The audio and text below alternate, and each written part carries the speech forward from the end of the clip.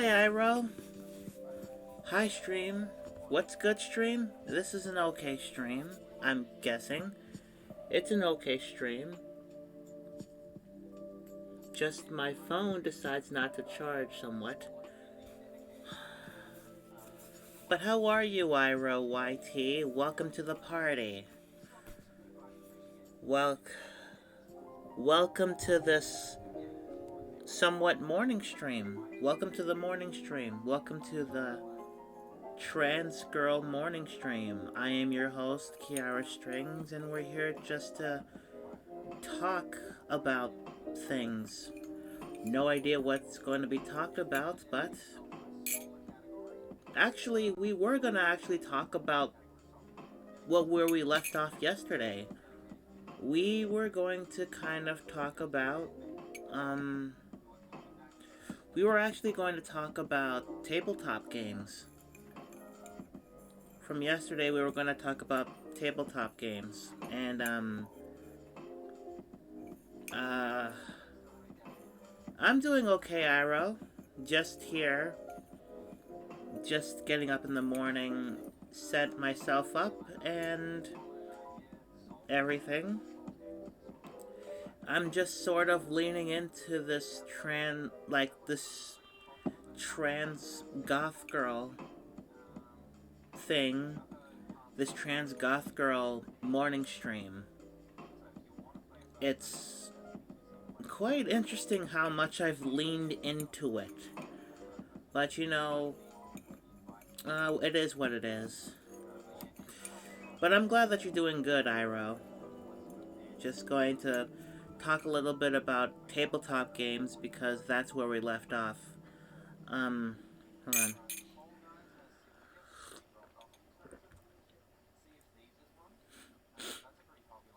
But, we're just gonna wait and then I'll talk about it.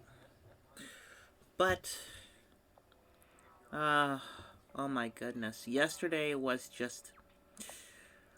But, so after after the stream, what I did was, I just pretty much flat out went to bed for like 4 or 5 hours. Actually, I didn't really go to bed. In fact, I thought I was tired. But what happened was I just was in bed. I was looking at other people's streams for at least 5 hours. Didn't get tired. I thought I would be, but I just didn't get tired. And then I just, did the... While I was watching yet another streamer, I ended up just writing another video essay. Because I was kind of sort of lazy. Like, writing up a video essay, because that's the thing with me. Like, when I finish one video essay, like, completely, and I finish uploading it, it's gonna be like, I don't want to do another one so soon. And so it takes me, like, a day or so to recover to write another one. And so I started writing, another one yesterday. And what happened was, I started writing one yesterday. The thing was, like, I was like, okay, I'll write an intro. I'll just write some sort of intro. And then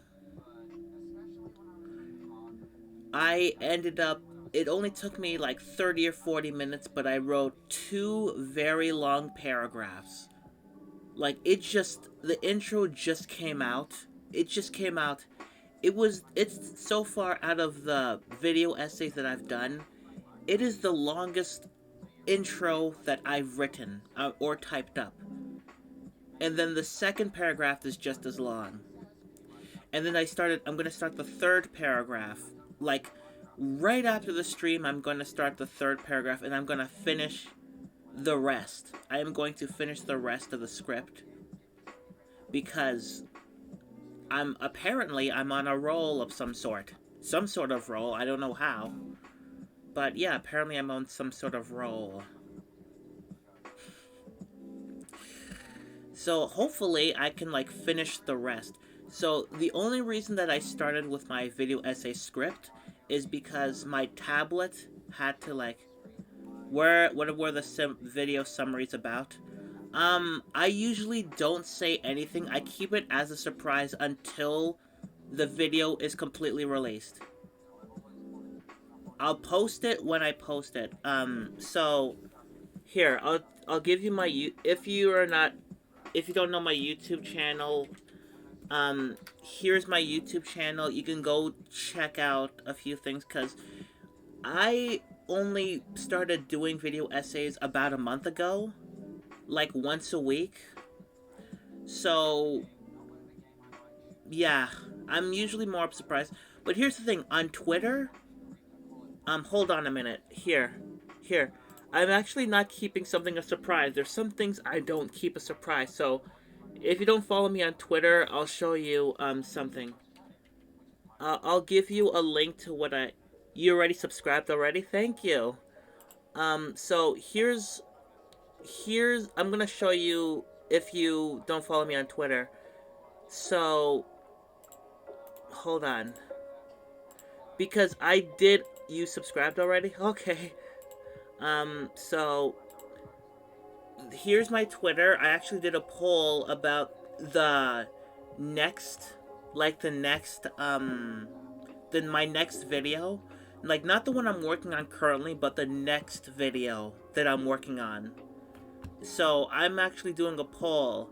So after the stream I'm going to start after the video while I'm working on one video, I'm gonna see what my other video is going to be about. So the thing was, it usually could take me 3 days to do an entire video essay. Like, it'll take me 2 days to write up a script, 2 days if I'm lucky, and then a full day to both, what's it called? A full day to do the voice work, and then edit everything. Both I can do. Both I've already done. Like the last video I uploaded, I did the narration and I edited everything. So yeah, in terms of all that, I usually just do all of my work. Like I do everything in 3 days. If you give me 3 days, like I can do an entire video essay. The thing is, the reason why I started the video essay, thank you, I'm trying to improve. Like, I'm trying to improve in terms of, like, editing, because, like, it took me at first, it was blocked worldwide. At first, like, the video was blocked worldwide, so I couldn't do it. So I couldn't upload it. It took me, like, 2 tries and, like, a few edits to edit everything and put everything together. And thankfully, by the 3rd time, I actually got everything. But thank you for saying that the edits were great. I'm trying to... I'm glad that I have improved from the movie reviews that I used to do, and then I just slowly but surely went on to like those types of edits. And I actually want to thank I actually like to thank VideoPad for like the editing software that I usually use. It helped me do a lot more than my older videos. Like when I used to do my movie reviews and my music video comedy videos, I used to use an older video editor. The same video editor, VideoPad, the same one, except it was on my other laptop, and it was an older version, which I had used since 2009. But when I stopped doing my music video show, I put my old laptop away, and I didn't think that I could actually be okay with video editing after that. However, I worked on it ever since what was it? December 30th, 2020. There were some mistakes, sure, but then I'm trying to do a few things more. And honestly, because of the new additions to the new editing software, it actually did get better. Like, I actually looked around and I improved a little bit. Like, I'm trying to like do more things. But like I said before, like the reason as to why I started the script yesterday is because I was on my tablet. It took a long time, a very long time. It had to restart because it had to have like new, what's it called? New, what was it called? New updates, and it took way too long. So I'm like, okay, that's a sign that I have to like start my video essay. And so I have two huge paragraphs for my next video, and I know exactly what I'm going to be typing out. I know exactly what I'm going to be typing out after the stream. So I am going to type out the rest. I am going to look it over, and then if I do have time, I am not only going to what was it called? I am not only going to do voiceover, but I'm going to look for clips for the essay so I can work on it throughout the day after tomorrow's stream. And I'm really hoping that people, more and more people, can actually look at what I do and see that I've improved my editing skills and my writing skills and my streaming skills, whatever they are, for a long time. Like, I've been making videos for 9 years on YouTube. 9 years. I went from jump cut reviews, to conventional movie reviews, to split screen reviews, and then experimentally. I'm on a PC right now, yes, but usually I edit on my laptop. I always edit on my laptop. Thank you for the follow, Tink. How are you? Welcome to the party. I'm actually gonna give you a shout out right now because I don't see you much often. But how are you, Tink? Ooh. Hold on a minute, because I don't see you here often. If you're not following Tink, go follow them. Go follow her. She is a really good streamer. No sound. You're currently not home. Okay. If I'm just going to type it out for the follow. Thank you for the follow, Tink. Thank you for the follow, Tink. If you don't follow her, go follow Tink. She's an amazing streamer.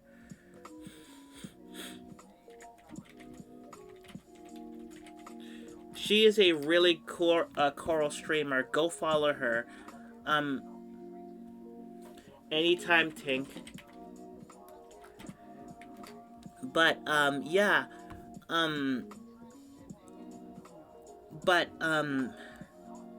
Here's the thing.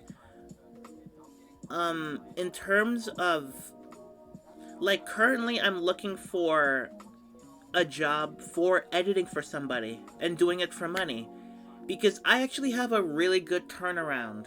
Honestly, I have a very good turnaround.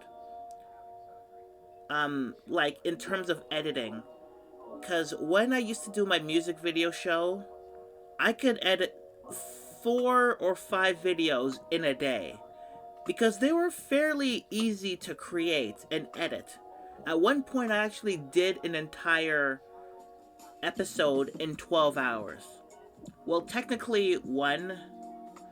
Then, like, it took me an hour to write. Then I went to bed. Then it took me 30 minutes. No, wait, it took me, no, wait, not even 12 hours. Because I was thinking of the jokes when I was watching the video. Then I finally typed it out. I typed out the entire script in like 45 minutes, because I actually retained the jokes in my head while I was sleeping. Then I went down to my basement, shot everything, and it took me 2 hours to edit.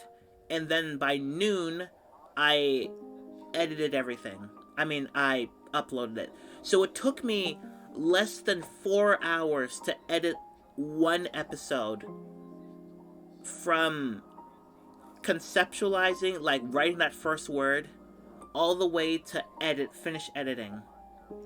Like, but at the same time, I want to help people, and I want to help edit videos for other people, so I can like explore what else I can do in my videos. And I've actually like what's it called? I've actually looked at other people, like looked out for other people who want and are looking for editors. But the thing is, the only problem is that it's like, even though they are urgent, even though like looking for editors, like YouTube people or Twitch people are looking for people who are editing, they are looking for them, and they're like, oh, this is urgent, this is absolutely urgent. It's like, no, we can't. It's like, okay, let me start it again. It's like, hey, we're looking for editors. I'm looking for an editor immediately. Please, please, somebody help me. And I'm like, I can offer my service. And then they're like, la la la la la la la la la la la la la la. It's quite annoying, because it's like, why? What's the point? Like, I actually like flat out gave a letter or a few letters to people. I'm like, okay, so I have heard that you are looking for an editor. I've heard this. So, I'll tell you, I write my own videos. I shoot my own videos. I edit my own videos. I upload everything. I do absolutely everything. And I have been doing editing for 9 years on my YouTube channel. I have done movie reviews. I've done music video reviews. I've done vlogs. I've edited my own vlogs. Right now, I'm doing video essays where I've experimented with different kinds of editing. I've also done streaming where I've edited some parts of it on my YouTube channel. And it's been 5 days. I've put in my resume in 5 days. I've included my YouTube channel in the link. And yet, nothing so far. They're just, like, they say we need an urgent. I need somebody who is urgent. Like, I need an editor pronto. But they're just not, they just don't want to put in the effort to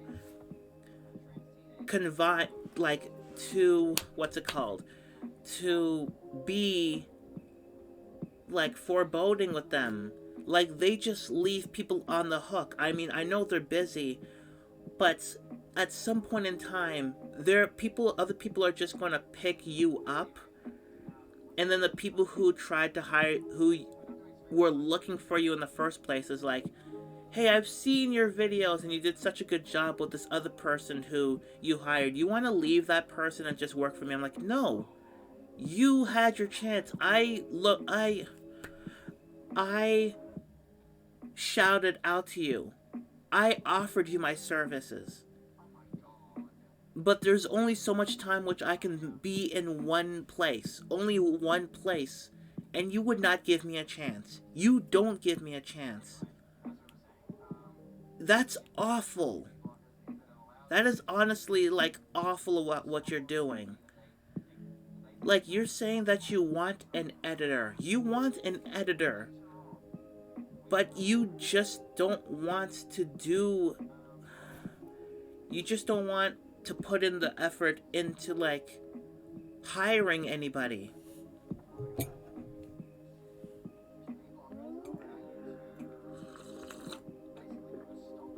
I'm sorry.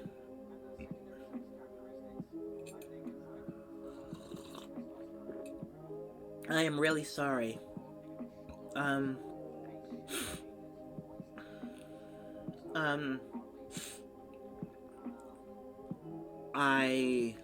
am still on it. I'm still on the editing thing.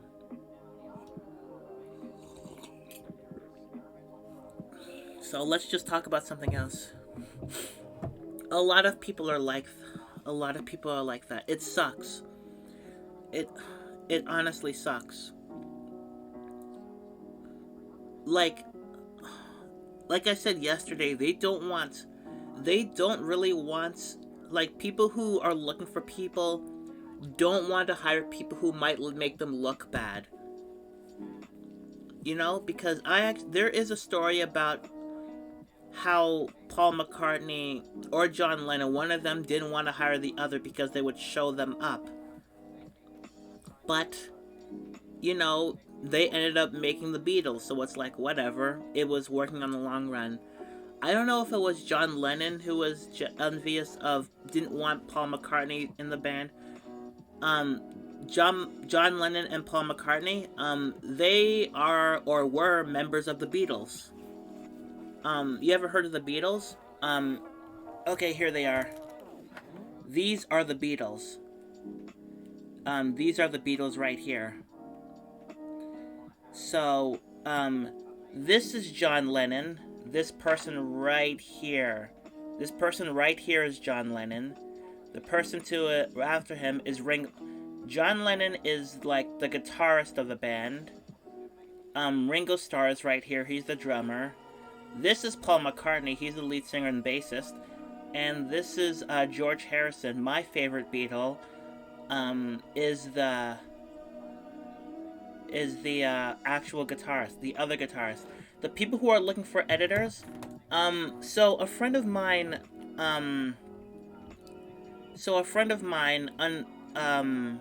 Invisible Girl has, she has told me about this website called, I forgot what it was called. Hold on, I forgot what it was called. Hold on.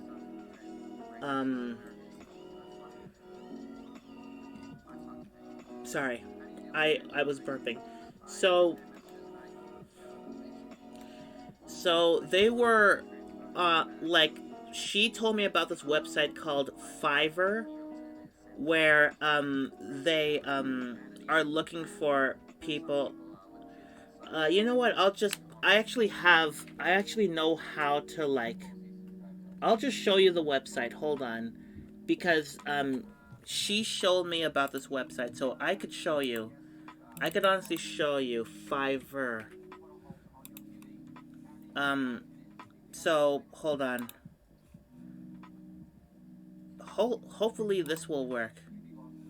So, okay, there we go. So, this is the site that she had told me about. It's a site called Fiverr, and, you can offer services in whatever community you want, like, you know, editing and whatnot. So it's like, let me show you a few things here. So on this website, you can, see where, everybody is, like, where, how your business model works. Like, it's essentially a freelancing site. Hi, Tranquil. Welcome to the party. How are you? We're just here talking about a few things. So, it's a freelancing site where you can, like, share your gigs or anything at all. No, not here. Like, everybody shares their gigs on this website, whether it's, like, editing or video essays or whatever. Like, hold on, like, your good things. The topic today, it's honestly whatever. Honestly, it's whatever it is. I have no idea, but hold on, Fiverr. Let me show you what it looks. No, I don't want to be here. I want to be, like, somewhere else. So, here, like, for example, if you want to look at voiceover work, there are people who will offer their services for some kind of money. So, yeah, that's what's been going on. Like, they're freelancers. They will do pretty much a lot of things in terms of, like, money. But so far, as for me, I'm not getting anywhere. But, like, here is my personal gig. Here's my gig. Like, I already set up a gig right now. yeah, here's pretty much my gig. Like promoting myself, but so far, nobody has contacted me. And also, there is a site called Upwork, which actually is, um, hold on a minute. I am going to, like, switch to chatting because I don't want people to see my network. But hold on, I'm going to log in to... Oh, I've already logged in. Okay, it's already logged in, so let's go back here. So Upwork is also a freelancing job, where like you can like pretty much like look at other people and say, hey, I want to do this, I want to do this for you. And see, let's see here. I've actually been, you can actually submit proposals, like honest to god proposals, like giving your services, like, so everything here, you just need a video editor, video editor, and I've been working on that, and I've been looking for that for like March 1st, amongst other websites. I've been doing it since March 1st, and yet nothing.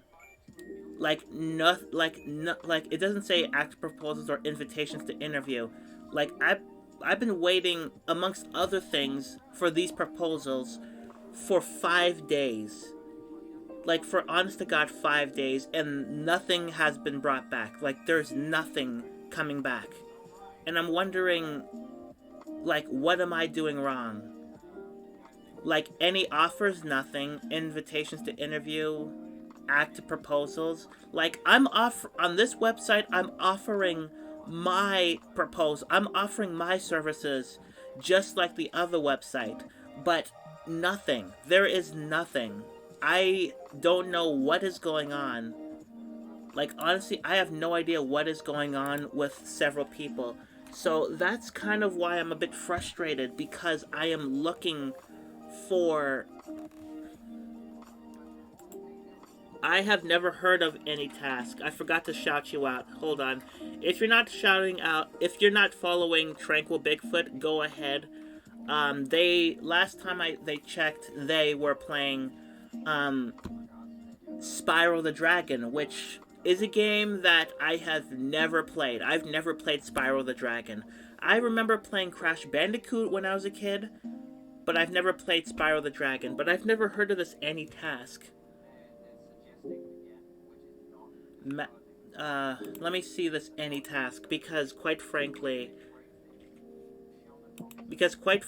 and to be honest, anytime, Tranquil. If you're not following Tranquil Bigfoot, you're wasting your time here. Let me see this. Writers and translators. Yeah, I'll have to check this out, honestly. Because, I'm just gonna join... Yeah, I'm just gonna join this because, quite frankly, they're, like, nobody, like, honestly, not many people are, like... Not many people want to, like... What's it called? Not many people are looking for... Like, people say that they're looking for other things. They're looking for editors or whatever. But they don't want to put in the effort. Like, that's just... It's just like... I mean, I know the job market is... Like, I know the... What was it called? The job market is trash. But that doesn't mean... That honestly does not mean just... like, ignoring other people who need work. That is garbage. That is honest to God garbage.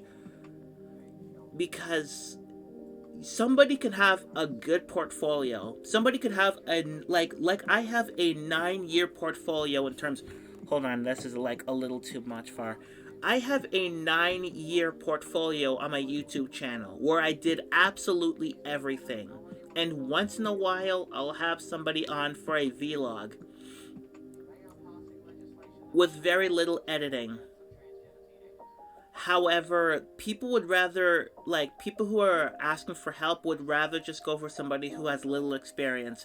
And I, honest to God, think that they just want to hire people with little experience just so they would not show them up. Yeah, I would pitch to TikTok creation from other content too, so many people are begging for that. Yeah, like, I do have a TikTok account, and I use it. I haven't used it in a while, but somehow, like, the only reason I use TikTok is for music and to get my music out there, but somehow people find me. I don't know how, people find me somehow. Like, it's completely shocking. Because I've only started using TikTok like 6 weeks ago, and like, new creators are taken advantage of because they're new to the scene. Yeah, it sucks. It really sucks. Like, here's the thing. Like, TikTok work for some reason. I do not like TikTok. I don't use it all that much. Like, but for some reason they are willing to watch me play my bass guitar with bad audio. It's insane.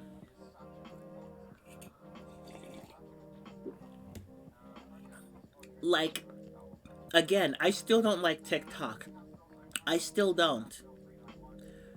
But I use it so people can, like, talk to me and say, maybe I have, look at other things I do. Like SoundCloud or Twitch or YouTube, which I want to do like, I want to do music. I want to, like, be creative with other people. Like, I actually put out a couple of messages for starting some sort of band. Oh yeah, I don't use it often because I don't doesn't work on my phone, so I have to use it on my tablet.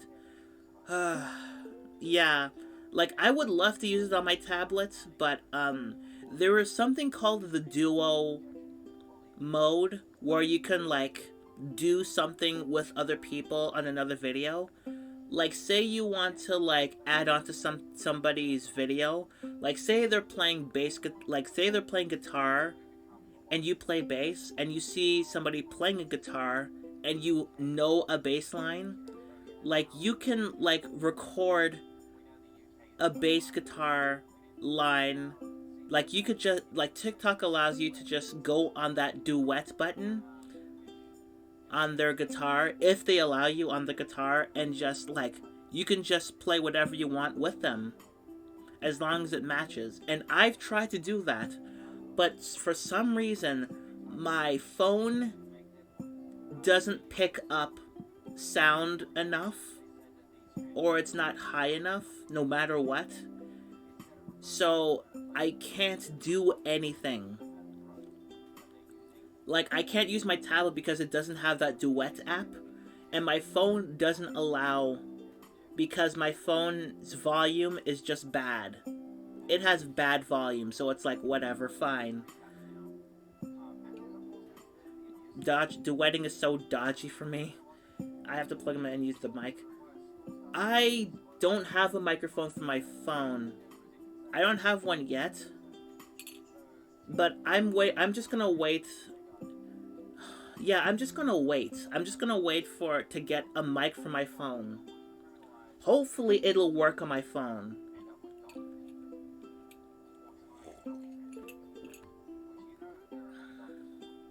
You use the earphones that came with your phone? My earphones don't, like, my phone doesn't take earphones anymore. Like, maybe it's because I dropped it once and then it just shattered, but I don't use my earphones anymore. Like, I want to fix it. I wanted to fix it. What phone do I use? Samsung. Hold on, my phone is right here on the bed. Hold on. Samsung Galaxy 7 Edge. Galaxy S7 Edge. So, yeah, that. And also I need a new charger because here's the thing, I can move, like, it's not letting me move anything.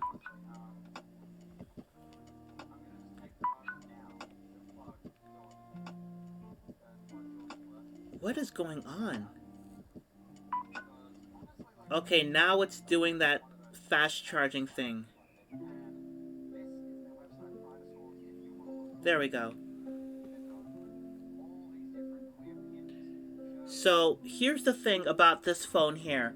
Because I have some sort of dodgy charger, for some reason, I can barely move. I won't even move at all. And the charger would just come out of the phone. It's like, I could leave it there on my phone. I could leave it on this chair. Nothing blocking the charger right here. And then all of a sudden, the charger just, like, pops out. It's like, what the hell? Like, what the hell is going on with this? But, like, yeah, you use 6 Edge for work and A51 for personal. That's fine. My parents got me this phone on my birthday a couple of years ago because apparently my other phone is outdated. And the last phone I have, my mom has because her phone didn't work, so it's like, okay.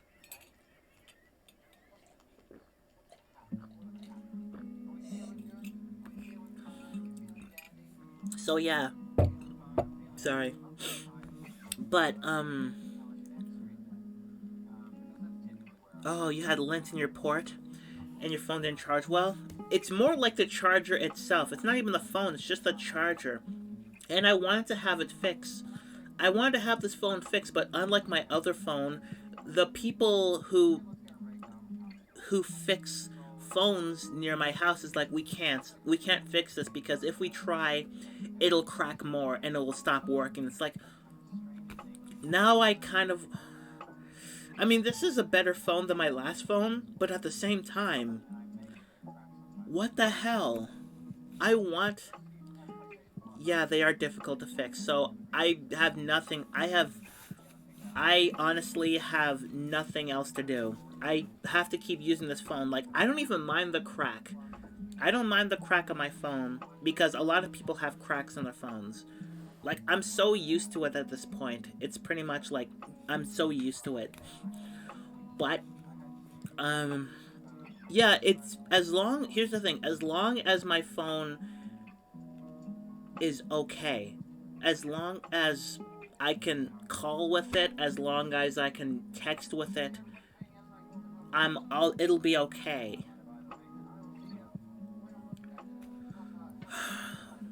But yeah, it's what matters. Yeah, like for the longest time, for like, what was it, like 7 years? No, wait, 7 months. I actually had a phone with buttons, and the phones, not even these ones, like the phones that you see in the 90s, like the very small phones that you see in the 90s, and they had buttons.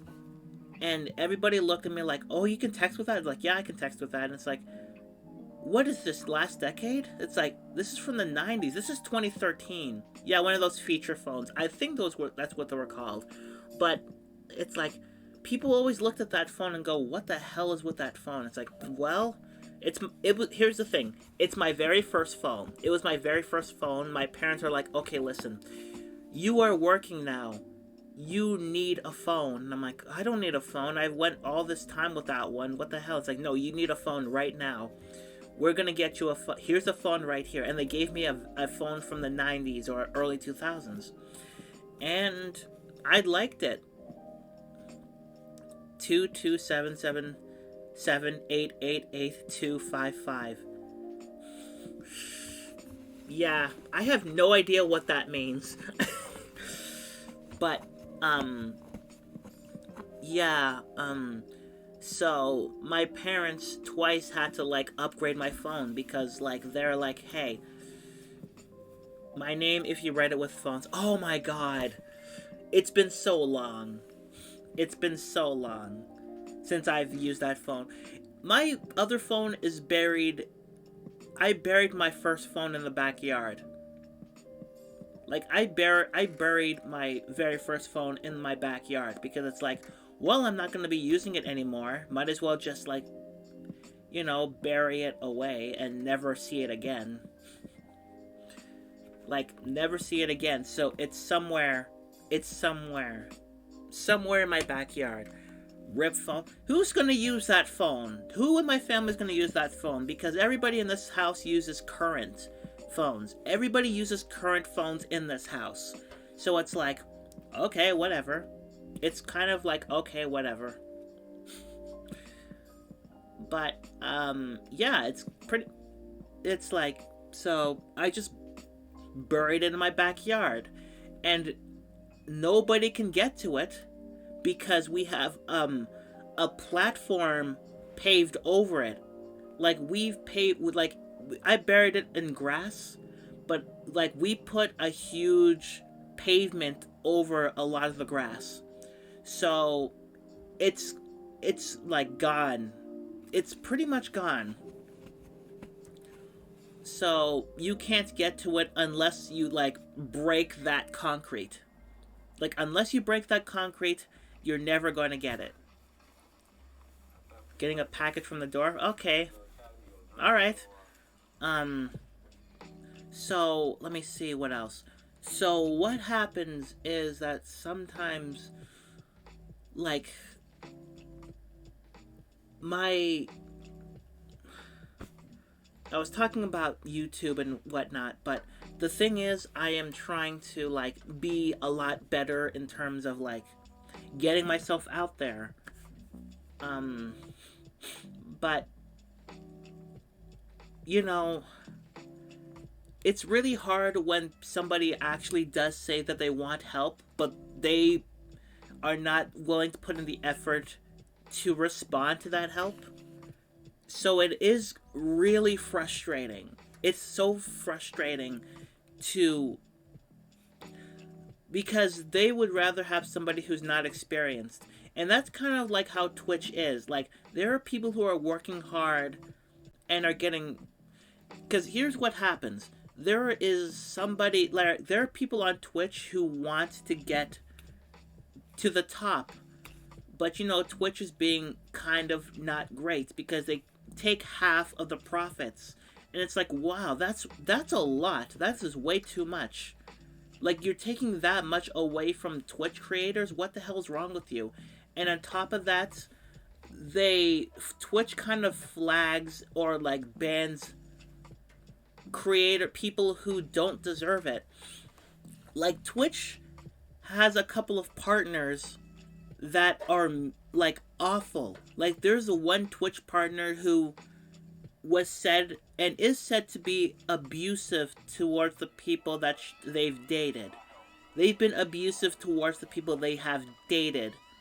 And there is proof from, like, on Twitter. Like, there is proof on Twitter. And there's, like, hey, there's proof on Twitter. Like, why don't you go after the people who are, like, flat out abusive? Why don't you go to them and just, like, say something? But Twitch doesn't want to say anything. Twitch does not want to say anything about, like, the partners because they're the ones who are giving them the most money.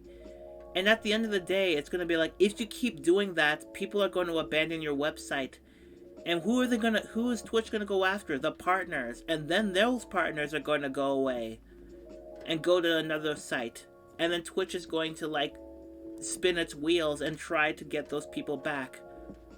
But they won't do trans tags. They won't give women respect because it's like, we do celebrate women, but at the same time, you flag people just because of what they wear.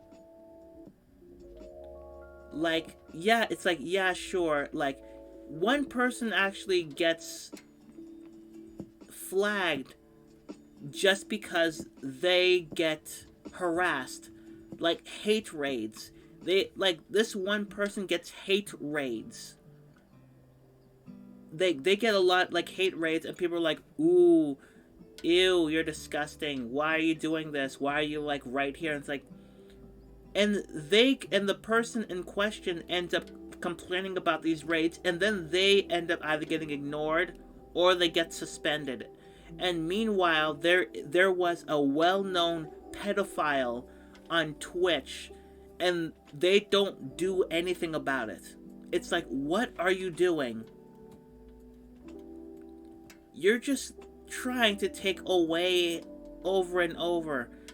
It's like, hey, Twitch, we have there. One of your partners is an abusive pedophile. Are you gonna do anything about it? It's like, I'm sorry. We can you hold on a minute? Because we have a we are looking at somebody with 5 viewers who is wearing a short sleeve shirt. We are going to have to ban them. I'm sorry. Oh my god. You know, I don't know how Emily the Possum Queen does it. I honestly don't. Because she has amazing people. She actually is amazing. She is an amazing streamer who speaks her mind to the point where it scares me. But when I do it, it's like, I don't think I have the clout. I don't think I have the clout to do it just yet. And I think that would scare people. It already has scared a few people off.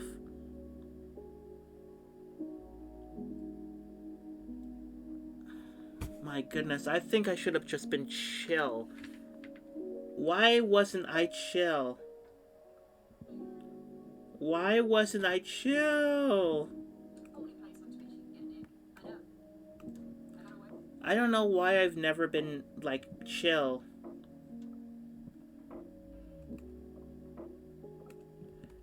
I mean, I would like to be chill, but... You know, it sucks.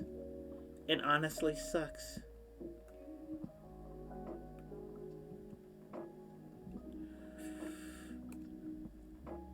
Like, sometimes you can... Sometimes you just can't go off on people, you know? Sometimes you can't go off on people because you might scare them, and you will scare them. So it sucks. But honestly, I have no idea what to talk about. Maybe talking about, I don't know. Christ.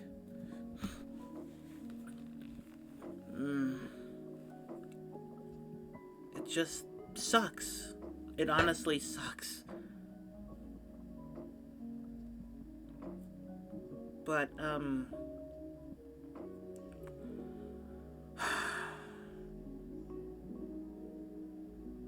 my goodness, this is kind of what happens when I don't actually use my medication for a while.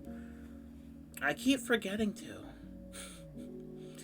I keep forgetting to actually, like, do that. Like, this is supposed to be some sort of chill stream, but, you know, it's...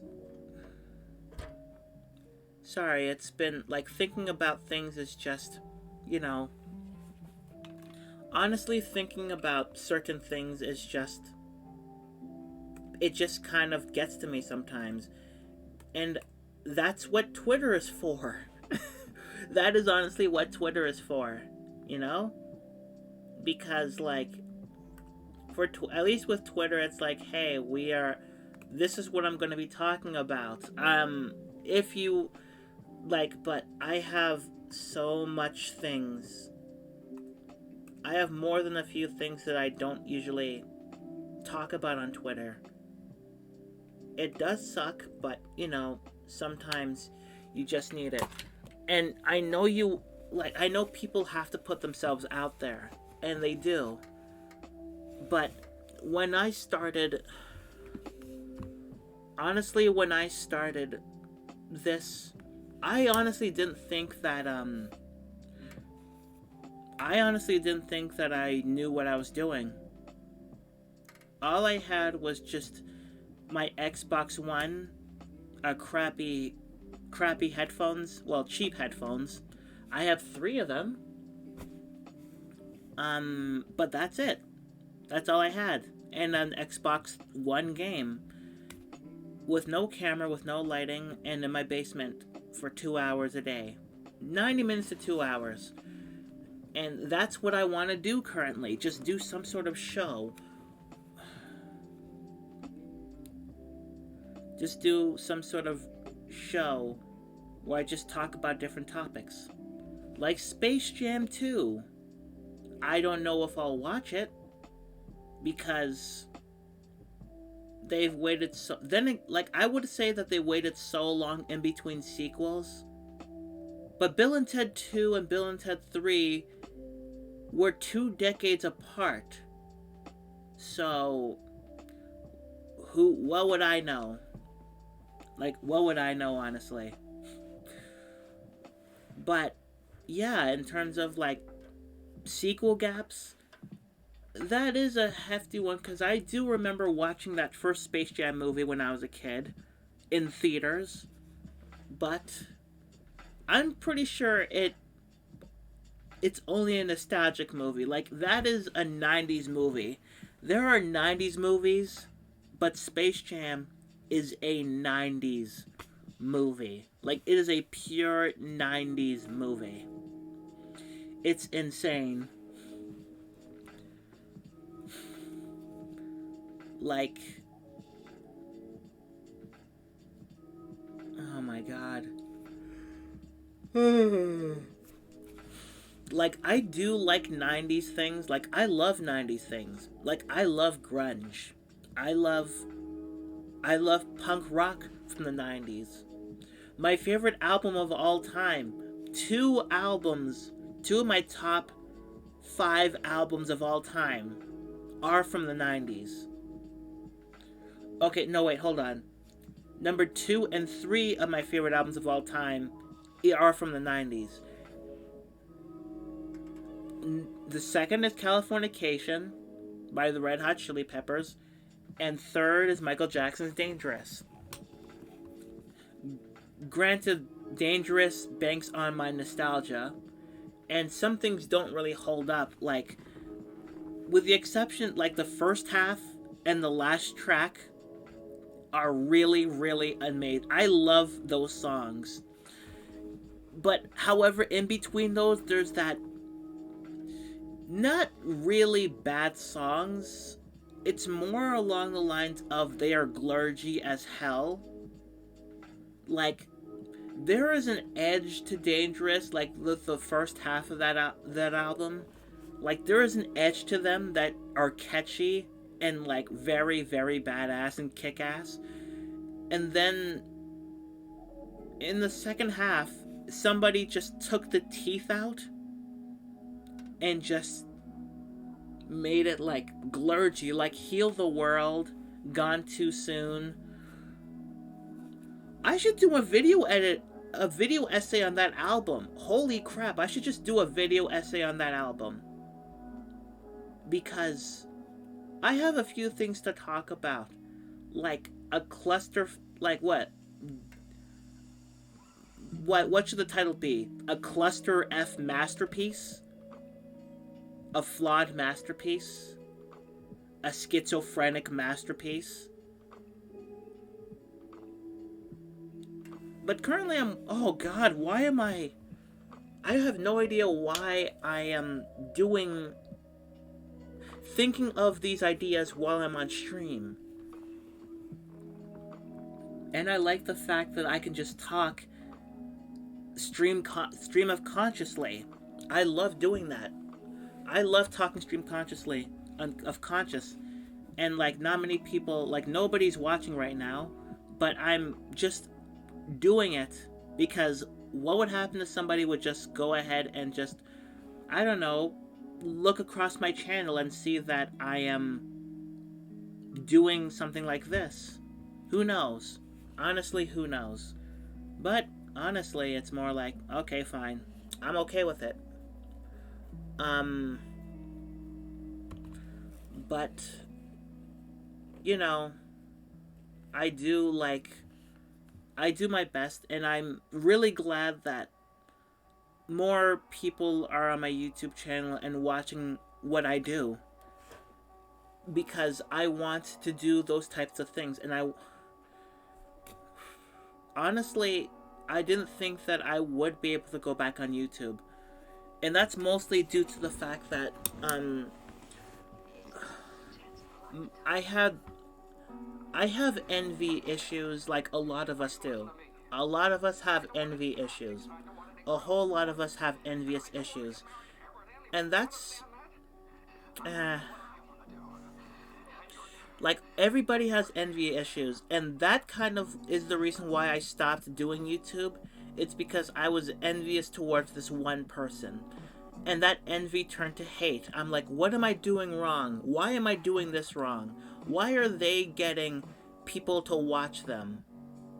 Why are they getting what I want? I want that. I want people to watch my stuff. Why aren't more people watching my things?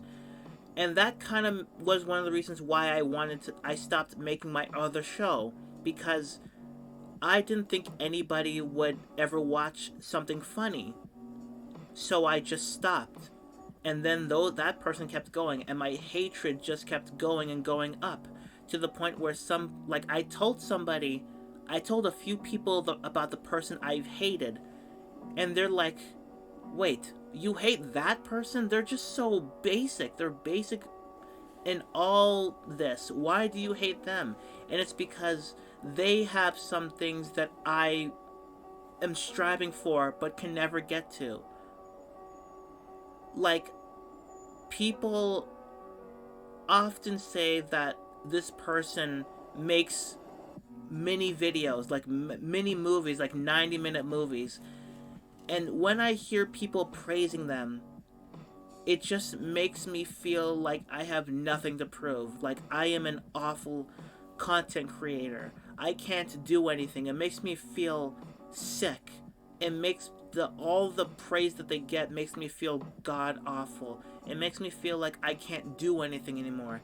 It makes me feel like I can never be like them.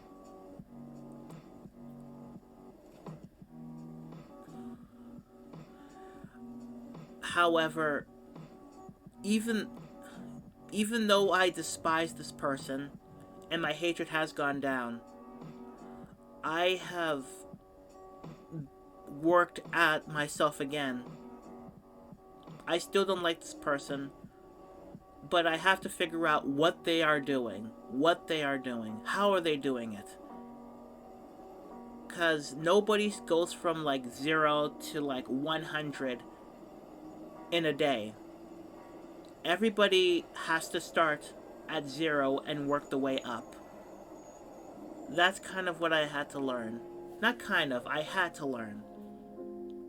And so that's why currently with my video essays, I'm trying not to have much humor. I'm having a little humor. All that humor I have is going through Twitch. Whatever humor I have is going into Twitch. On YouTube, it's like 5% humor. Even that, it's like 5% humor. However, I am working on pretty much different things, and I want to do that. I want to work and create. I want to work and create on different things and get better at content. Yes, okay, I know I'm getting better, but at the same time, I'm still thinking, how come I'm not like this person? How come I can never...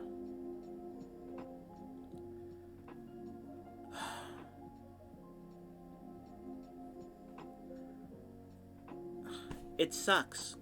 It honestly sucks. But sometimes, like, you do the best that you can, and... Hold on. You do the best that you can, but, you know, nothing. You kind of get nothing. But it's okay. Because you do the best that you can. You can always do the best that you can. Don't worry about anybody else. Exactly. Just have to keep doing the best you can. Even if that hatred drives you, you have to do the best you can.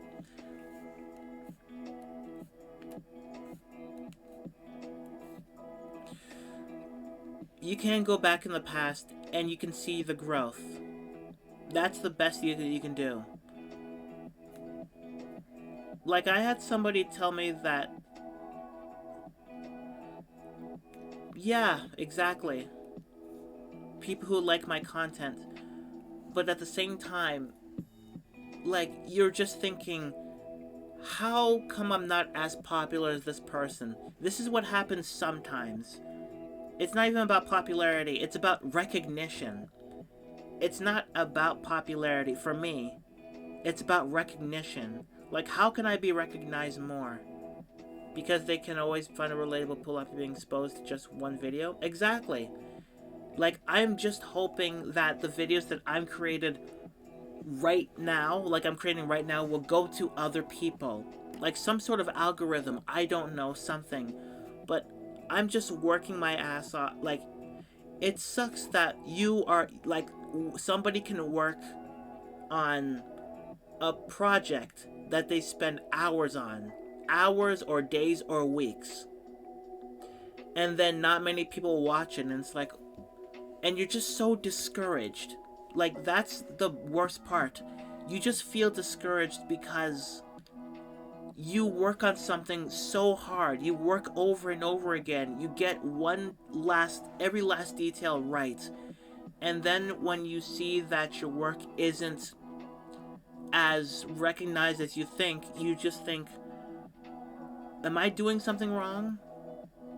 Because I see people out there who just don't put in a lot of effort, and yet people want to give them money. And it's not that content creating is a challenge. Like, you have to, like, constantly think about what to do next. Like, what do you want to do next? How do you do it next? What do you want to do? Like, you're planning things in advance, like I kind of want to do. But it's frustrating because you see these people who don't put in much effort, and it's really frustrating. You see people who don't put much effort, and yet people will give them money. And it's like, well, it's pretty much going back to that job thing. It's kind of like going back to that job thing. So, yeah. It's like, yeah, people want others to help. People are looking for others to help them. But the people who are hiring would rather not put in the effort into being. They're not putting the effort into, like, going that extra mile and getting back to people. Like, I remember the first editing resume that I put up. Like, they were, like, somebody on Twitter was looking for a video editor. They were looking for a video editor. And I don't know if it was because they need a Patreon or something, like, to make their goals on Patreon. But I think, like, my partner flat out, like, told me about this person in terms of editing. They told me about this person. And I extended an olive branch. Like, this is pretty much before I thought about editing, freelance editing. My partner flat out told me about this person, sent me a link on Twitter, and I emailed them. I personally emailed them like 3 or 4 months ago, or 5, I'm not sure. 4 months ago, about this, like, hey, listen, I heard about you needing an editing thing. I heard that you need someone who can edit, like, every 2 weeks at least. And I know you need one, so I'm offering my services. So I can write, I can edit, I can pretty much do anything that you want me to. Just give me some time. And they have not gotten back to me. I mean, they could have at least, like, said, okay, like, emailed me and saying, hey, listen, it's like, okay, here's the thing. And this frustrates me right now because I'm just thinking about this. The least they could have done is emailed me back. That is the least they could have done. The least they could have done is emailed me back. That's at least. It's like, we'll keep you on profile. We'll keep you on profile. We will keep your resume on profile. It's like, but I have 9 years experience editing my own things. I have 9 years. Like, but you didn't. Like, I have, honest to God, 9 years of editing and making my own videos. And this person has made one video, and they are also a Twitch streamer. And their editing seems very... their videos seem very easy to edit. It does seem very easy to edit. To the point to where I can actually put in my own editing skills. And just, like, make them better. Like, I can do that. I can legitimately go ahead and do that.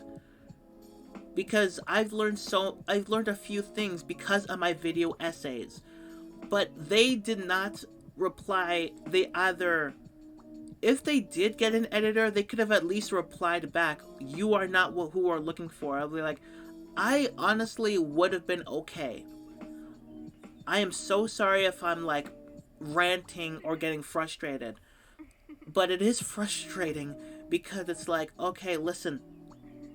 At the very, very, very least, tell me I didn't get the job. I mean, I'd be disappointed, but I can understand. At least you had the initiative to get back to me. But nothing. It's been 4 months.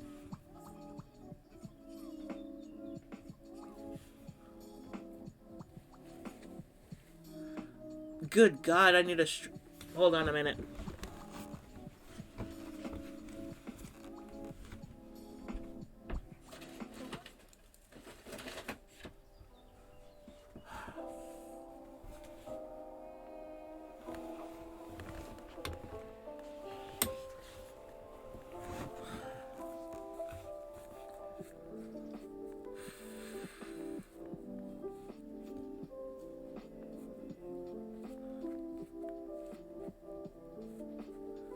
Oh my...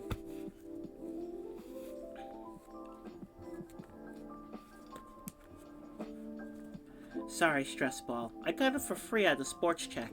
Didn't think I would actually need it.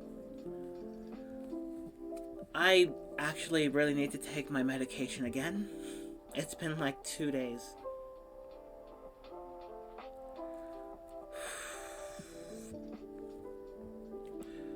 I apologize.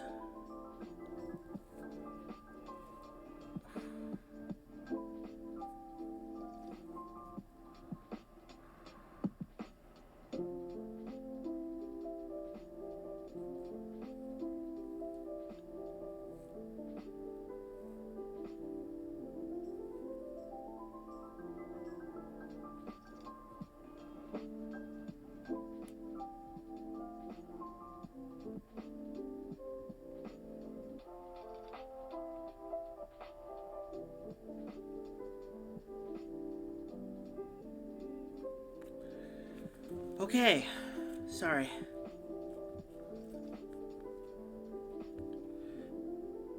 For the longest time, I actually thought this was like a mini basketball. Turns out it's just a red baseball. Why would they do this? I thought it was some sort of like basketball that was painted orange. Like, this is a baseball painted red. Who does this? Like, I understand that this is like softer than the average baseball, but who actually makes a baseball and paints it red? What is this? Thank you, Tranquil. I apologize for the rant. Ugh.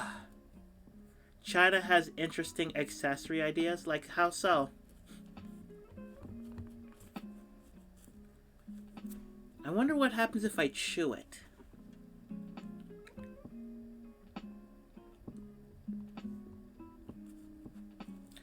Red baseballs for one? Ah, so this is from China. I thought this was. I thought it was just because, you know, Canadian.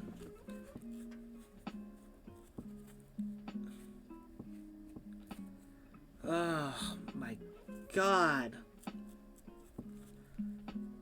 The only reason I have one of these stress balls is because, well, there are no.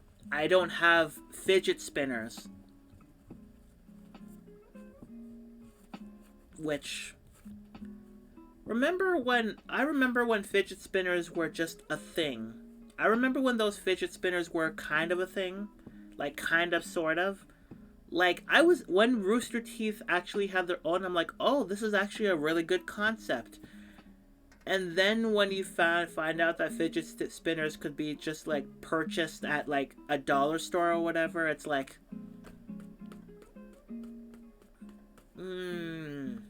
now they're just cheapening a lot of things. So, yeah. Fidget spinners. What a concept that was run into the ground.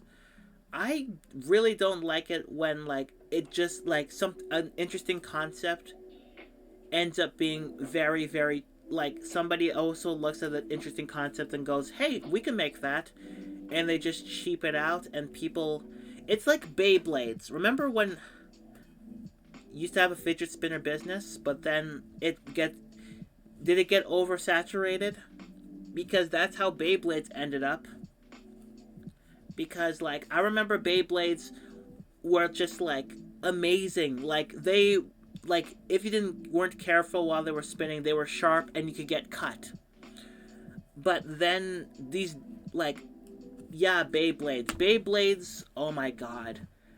I remember, like, I remember when I was so interested in the show, like, when that original show came out, I'm like, this is amazing. Like, this was around the time when Yu-Gi-Oh! Was first premiering, and I'm like, oh yeah, these shows are amazing. Although, to an extent, like, Yu-Gi-Oh! I knew I wasn't gonna like it long. Like, I was aware of it, but I was like, I'm gonna like it for as much as I can. But Beyblades, oh my goodness, like, oh my god. Oh my god. A friend swallowed one of the pieces and it got stuck in his appendix?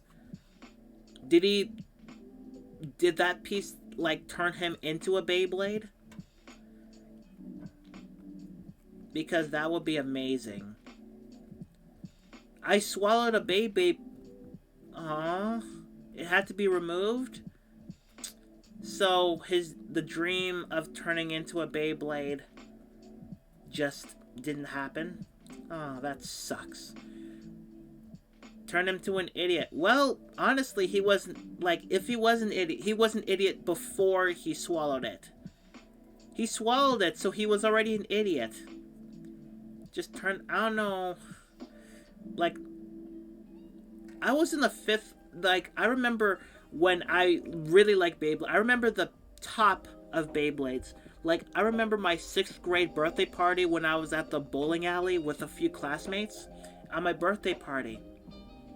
And that was the birthday party where I got my PlayStation 2 for the first time. The moment it was ingested, he became an idiot. I mean, it didn't go into his brain, it just went into his appendix. But, the thing was, like, I really liked the PS2. Yes, the PS2. And, like, hold on. So before I get into the PS2, I want to tell this Beyblade story.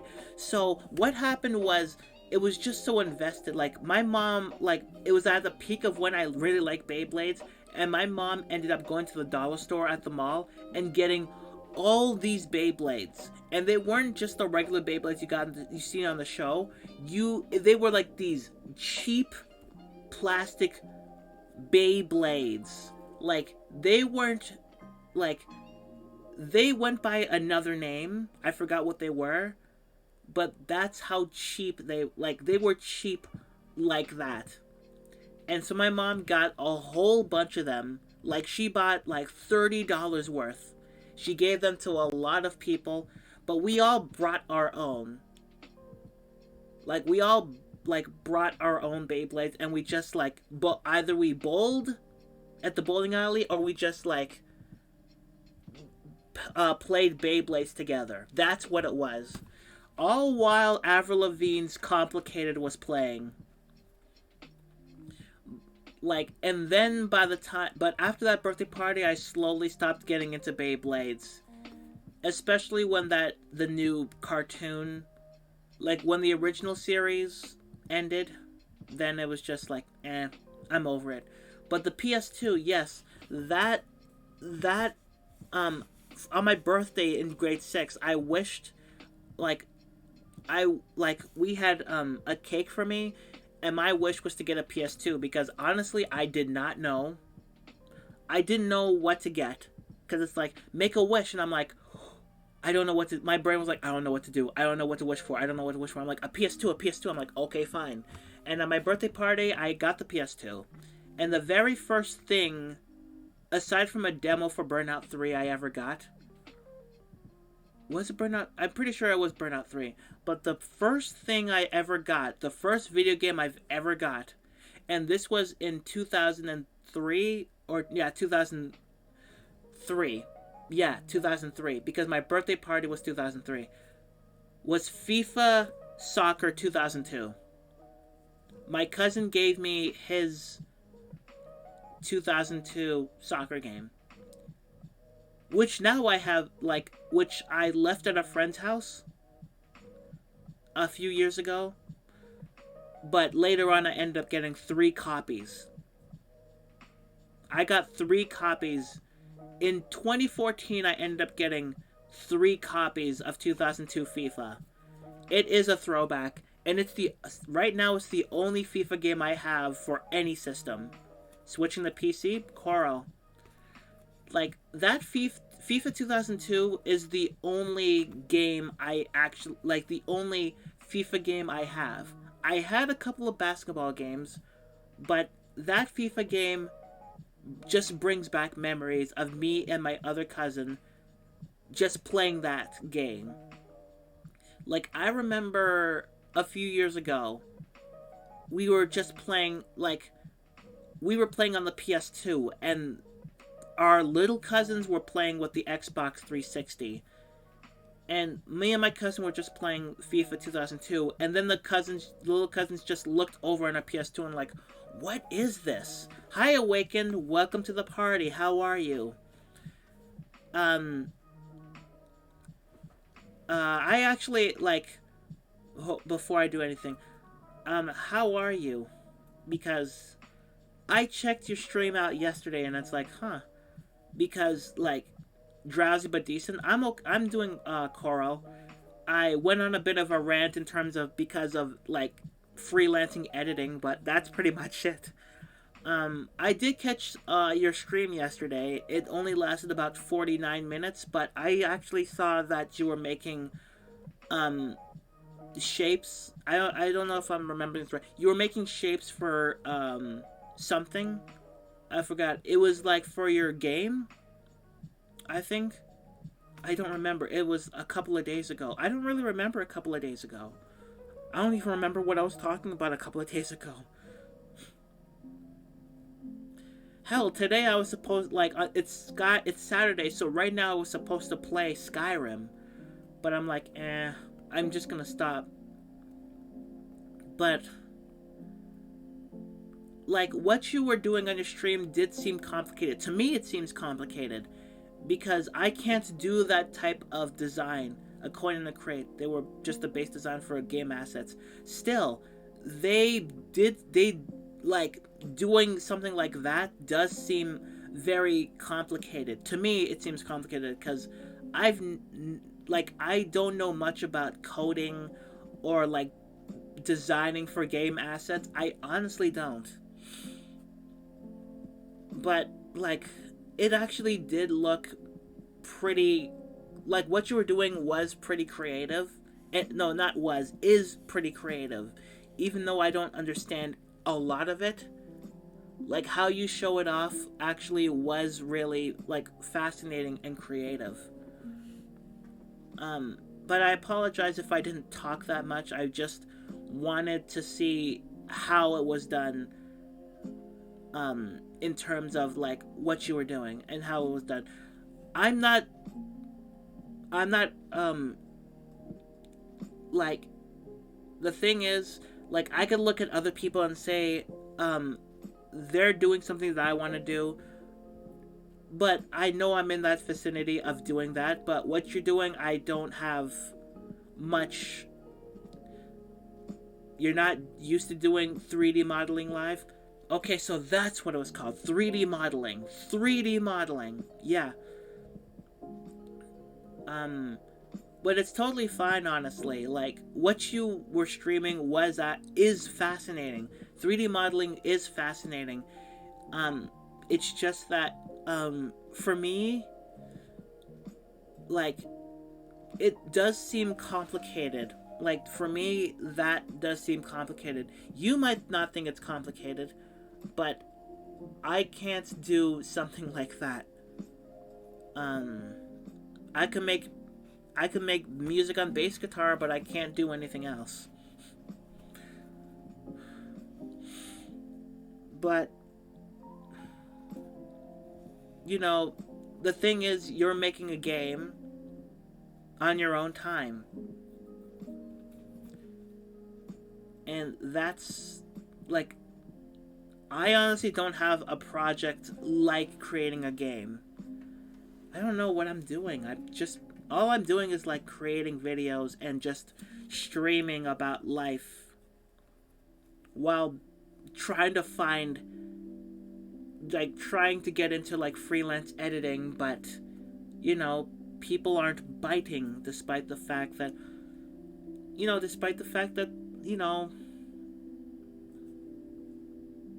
they're asking for editing,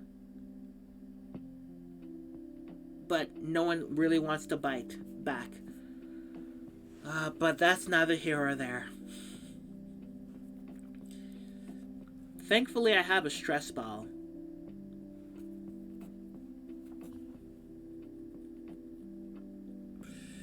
But I'm just hoping to improve my moods. Thankfully, I have medication. I have a lot of medication. And I really need to give my partner his present, because it's been there for like quite a while.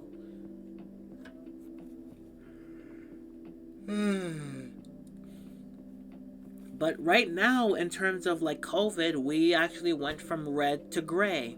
I don't really know what that means, but I'm guessing that means a few other places are open. However, hair salons are still closed. So it's like, god damn it. My goodness. My hair is a mess. Yeah, actually, going to draw a comparison, it took me 30 minutes to make a simple coin with basic textures. There are so many models in the game. Yeah, that's going to be quite exhausting. The longest part of the game development is 3D modeling because of the number of assets. Yeah, that, like, oh my, there is so much effort in going into game development. There's a lot of effort, and it does take time. Like, people who just play games don't really understand how game development works, especially when it needs detail, so people can actually look and see that there is effort put into it. Like, 3D modeling takes effort. Like, modeling takes effort. Like, that's why game developers are frustrated with people who just say, bring this game up to us now. We want it now. We want it now. Like Cyberpunk. Yeah, 3D modeling is insane. Like, game developing in general is kind of insane. And it is frustrating sometimes. Actually, it's stressful. From what I understand, it's very stressful. And it doesn't help that people who don't know anything about game development is like, we want this game now. And it's like, well, why don't you just make your own game? It's like, why don't you work with these people who are working their ass off, working possibly overtime? Why don't you work with them and see how it feels when you're just being hounded by people who want the game that they want right now? Like, those people are ridiculous. Why don't you just leave game developers alone and let them do what they want? That's why I was so frustrated with the people who wanted Cyberpunk immediately. It's like, but the game's not cooked. It's not fully cooked yet. It's not it's not enough. Like it's not finished yet. We don't want this. Like, we need this game up now. It's like, fine, here's the game. And then they complain, wait, this game has so many glitches. What's wrong? It's like, well, what did you expect? What the hell did you expect? You asked for this game immediately. They gave you it immediately. With it a lot of things being taken care of or not being taken care of. It's exhausting.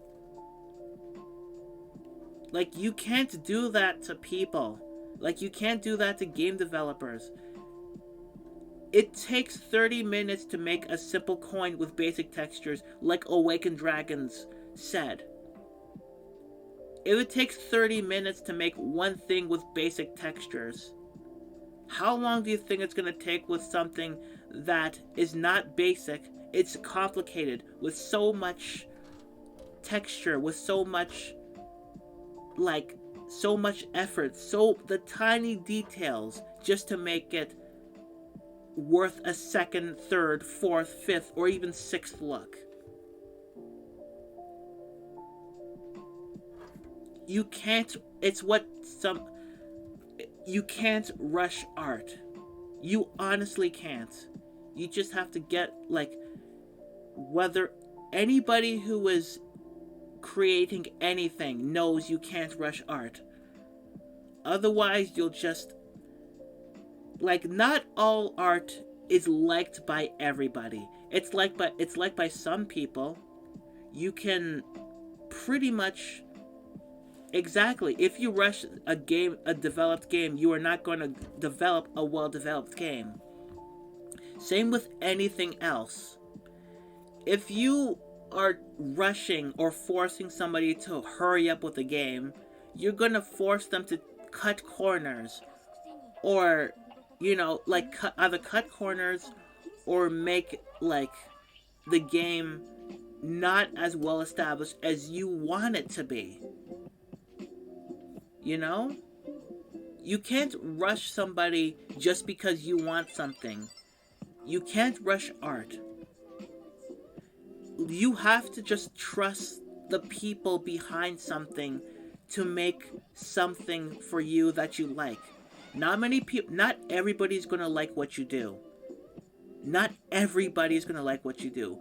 But you have to understand that everybody is going to look at, people who like what you do will come back to what you do and see what you're going to do next. That is the best part of art, when you can take your time and people like it and are willing to come back for more and understand that you need time.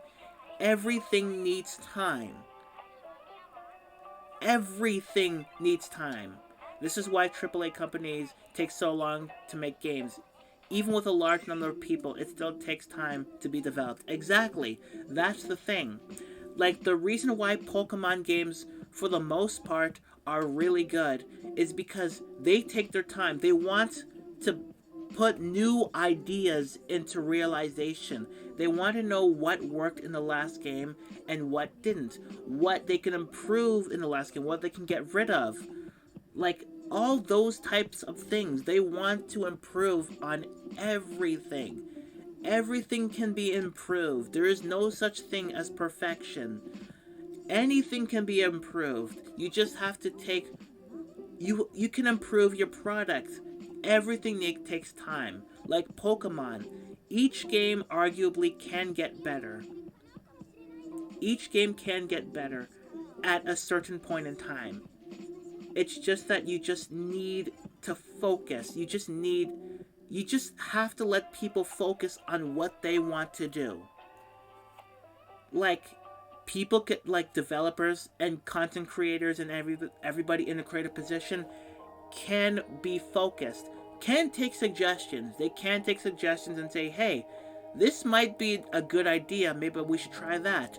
Or it's that's not a great idea, but we'll actually work something around it and just make it like that might not be a good idea, but at the same time we can see what we can work around. You know? Even the worst ideas, it'll be like, hey, this is not a great idea. But we'll think of something along that lines to make it better. You can do that. That can be done. That honestly can be done. You just have to give people time. Like, give them time to improve on whatever they want to improve. Let it go. Let it slide. Just let them be. When it's released, you can play it as much as you like. You can criticize it because those game developers can look for constructive criticism. They will look for constructive criticism. Not just the positive aspects, not just the negative aspects. They will look, I mean, sure they can look for both, but they don't look for people who just blindly praise or just be trolls, just saying it's bad and not give them a reason. They're looking for like notes that are like, hey, okay, we like this aspect because of this. We don't like this aspect because of this. Like, those are the best. That constructive criticism, no matter what positive or negative, that is what people are looking for. Hi, Blue Deus. Welcome to the party. How are you? We're just talking about creativity and flow and developing certain things. But how are you? But in terms of a lot of things, creativity works in your own way. How you want to be creative works for you. As long as it's not hurting anybody, it works for you. You're cool? Okay, we don't say cool here, we say coral. We say coral. I don't know. I don't say it much out loud, but I say it a lot on other streams. But yeah, in terms of like creativity, like sometimes you just need to sometimes creators just need to focus. Like creators just need to focus on sometimes creators just need to focus on their strengths, and they can focus on their weaknesses and how they can improve on the weaknesses. So when you have somebody who is a creator and they're being forced to like rush because people want it immediately, that's not going to help matters, and you're not going to like the final product. You just need to let them be. You just need to leave them alone and let it all ride out. Because gaming does take time. There are people who take 2 or 3 years. Like those Pokemon games, they take 5 or 6 years. Or let me see, 2013, 1, 2, 3, 4. 3 p.m. here, just looking for LGBTQ streams. Alright, that's Coral. Let me introduce myself. My name is Kiara Strings. I am a trans streamer, male to female. And I just like doing these. Apparently, I'm just doing morning streams right now. Like, I'm just doing these morning streams where I just talk about things in random. You know? Like some sort of radio show or something where I get to interact with other people. I don't know. Should I just do this every day or something?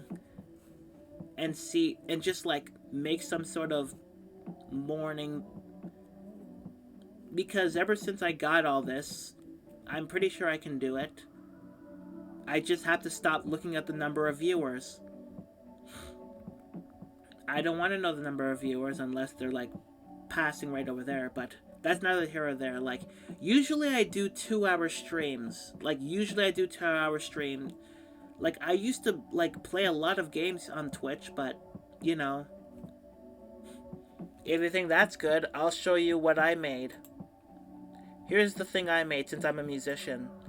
Here is my bass guitar, my transgendered bass guitar pick.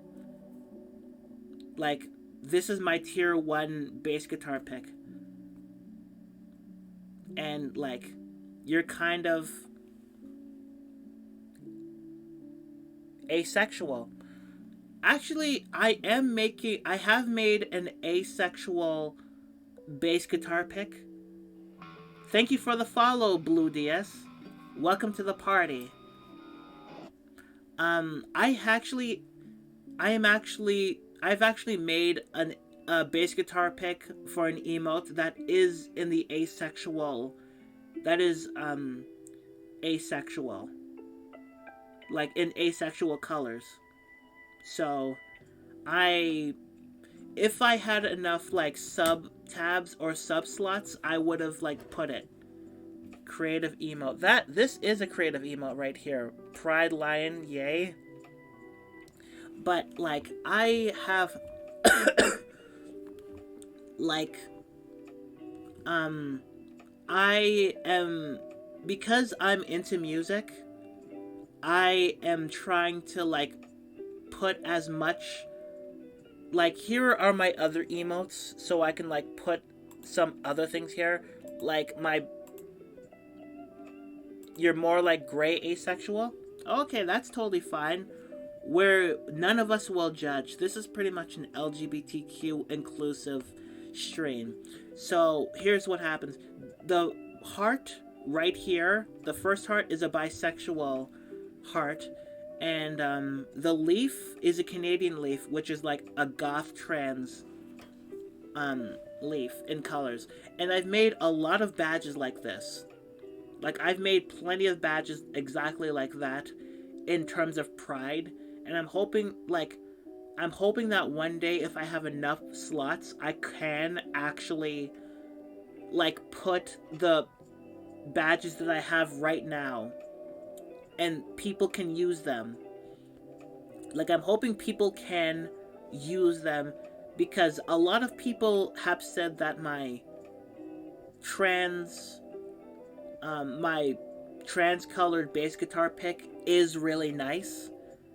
And I worked hard on all these. Like, the emotes that I've shown just now have taken 6 weeks to do, because I wanted it perfected. I actually wanted to perfect it. Like, over 6 weeks I've tried to. You're shy and stuff? That is totally fine.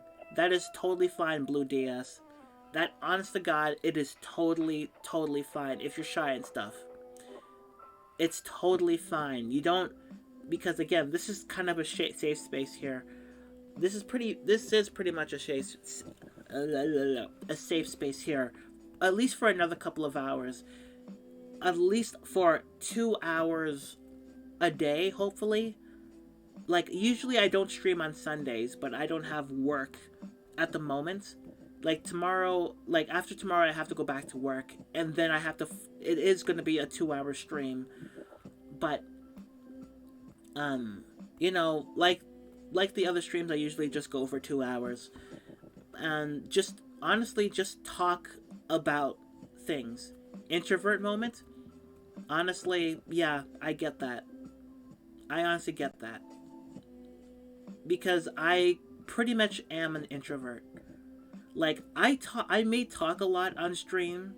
I may talk a lot on stream and, you know, Twitter and whatnot, but in real life, I just don't say a lot. Like, I'm more of an ambivert moving into introvert. I'm introvert, but I'm more ambivert. Like, I don't talk a lot outside of streaming. Like, I can talk a lot in streaming, but in real life, I'm like just totally, So I'm, for the most part, I am an introvert. Like I've went, like before I started Twitch, I've went days without talking to anybody. Like, the thing about introversion is that it depends on the person you're with, or it depends on the people you hang around with. Like with introverts, it takes time and trust in terms of like being introverted, you know? So you could be introverted or internet me or like introverts in general. Or, yeah, on like like that's the best thing about being on the internet. Like for introverts, the best thing about internet is that you don't exactly have to put a face on yourself. You can just have another name and just like be as weird as you want, or just like get things out there. That's the best thing about, for introverts. They can be creative. They don't have to show their face. They can be creative and just put things out there and not really say a word unless they're typing it out. And that's the best thing. They don't have to talk while they type out words. Like, all introverts have two personalities for the most part. They either like internet them or introvert, like internet them or real life them. Internet them, internet introverts are like extroverts online. Like they'll say a lot of things. They will be open to a lot of things. And I do want, here's the thing. There's a book I do want to show you that actually gives credit. Hold on.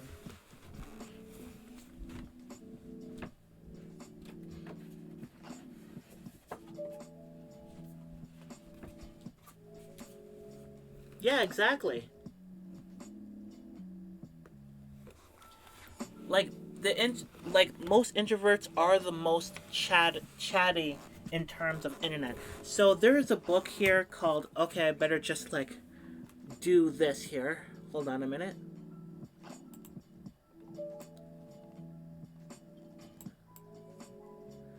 Okay, so this book, it's a, like, I have a book called Quiet Girl in a Noisy World, an introvert story, and it's by Debbie Tung. And it's pretty much like this comic that talks about this girl who is quiet and just wants to like be pretty much not left alone, but like very quiet, very shy. And it's actually really fascinating to like read because like it's in comic form, and it's just about this girl who wants to get herself out there, but her brain just can't get to it. Like, she does like having her own space. Like, she likes having her own space. Like, this girl likes having her own space. And a lot of introverts can totally relate because they just want to be left alone with like being creative. They're like, not, most introverts are not complete shut-ins. Like, they are not complete shut-ins, but at the same time, it's like, yeah, they just like being, like, a lot of introverts are creative because like, just because we don't talk doesn't mean that we don't have anything going around here. Like, just because we don't talk doesn't mean we don't have anything going on here. Like, most of us, most introverts are like right here, like this right here. And in INFJ, which means, I forgot what that means. Christ. It means introversion, intuition, feeling, and judging. Like, that's what it means. That's pretty much what it means. Yep, INFJ. That's pretty much like Myers-Briggs. Yeah, I took that test once, and that's it. I think that's what I got. You forgot what I got? You forgot what you got? That's totally fine. Like, I got that much. Like, that's as much. I think I got that. I'm not sure. I'm not sure if I got that or not. Yeah, I'm not. I forgot. I forgot what I got, but I know I have introvert. Like, I know I'm an introvert. But you know, it was like, I know I'm an introvert. I think it was NJP. I don't remember. Shoot. It's on my phone. Hold on. Because I actually have the listing on my phone. Like, I actually have it from my other phone. Hold on. Gallery? Is it Forgot Gallery?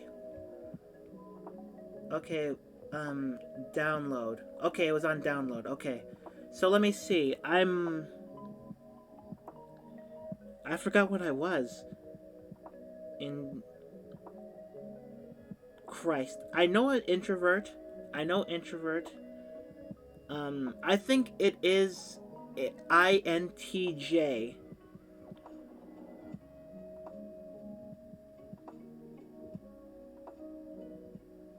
I think I'm ITNJ. Like innovative, independent, strategic, logical, reserved, insightful, driven by their own original ideas to achieve improvements. Like, that's pretty much how I am for the most part. It depends on the day. Like, honestly, it depends on the day. But the thing about introverts is some people actually just like, "Hi, Vicus, welcome to the party. We missed you. You like what I've done with the place?" But we are talking right now about introversion or extroversion. So again, the book that I was talking about is called Quiet Girl in a Noisy World by Debbie Tung. If you're an introvert, get this book. It is a really, really fascinating read. And one that kind of made my eyes water because it's so relatable.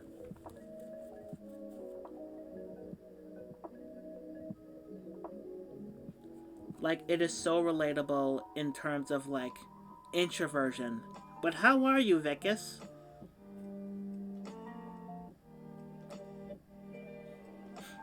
Do. It's Saturday. Everything is going my way. You got... Oh, okay. I mean, those are actually very close on that scale. Int P and Inf P are very close on that scale.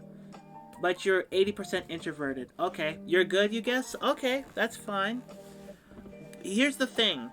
Nobody is 100% introverted and nobody is 100% extroverted, because that person will be in an insane asylum. Those are not my words. Those are words that were quoted from somebody else by Susan Cain. If anybody doesn't know who Susan Cain is, some shit is going on. Some shit I'm going through has been making my life a little shit. I just don't have anyone to comfortably talk about. That's totally fine. Honestly, Vicus, it's totally fine. If you want to DM me, then that's fine. I will do my best to help. I honestly will do my best to help. Because, honestly, you've helped me. You and Chloe have helped me. So, I'm hoping to help back.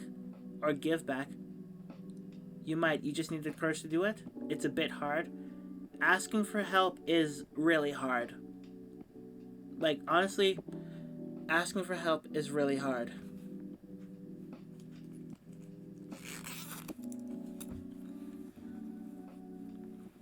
Like, it just, sometimes the most you can do is just say, I need to talk to somebody about this.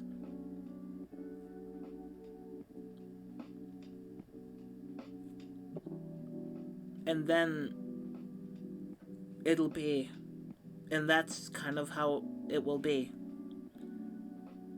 My pride prevents me from seeking help, and even though I'm self-aware of it, it's not easier. Vicus, I know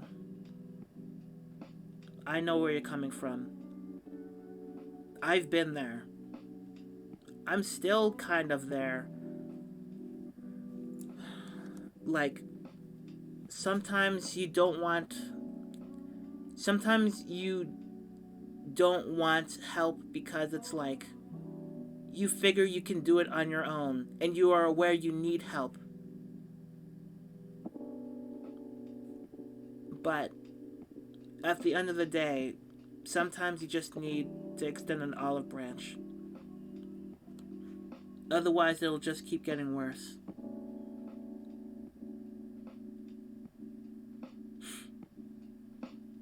So, I understand, Vicus. I completely understand. And it sucks that someone is aware of it. One is aware that you need that help. It really sucks. But your pride is like you just don't want to take that extra step because you are either afraid or you think that you're going to be okay on your own. I get it, Vicus. I completely understand.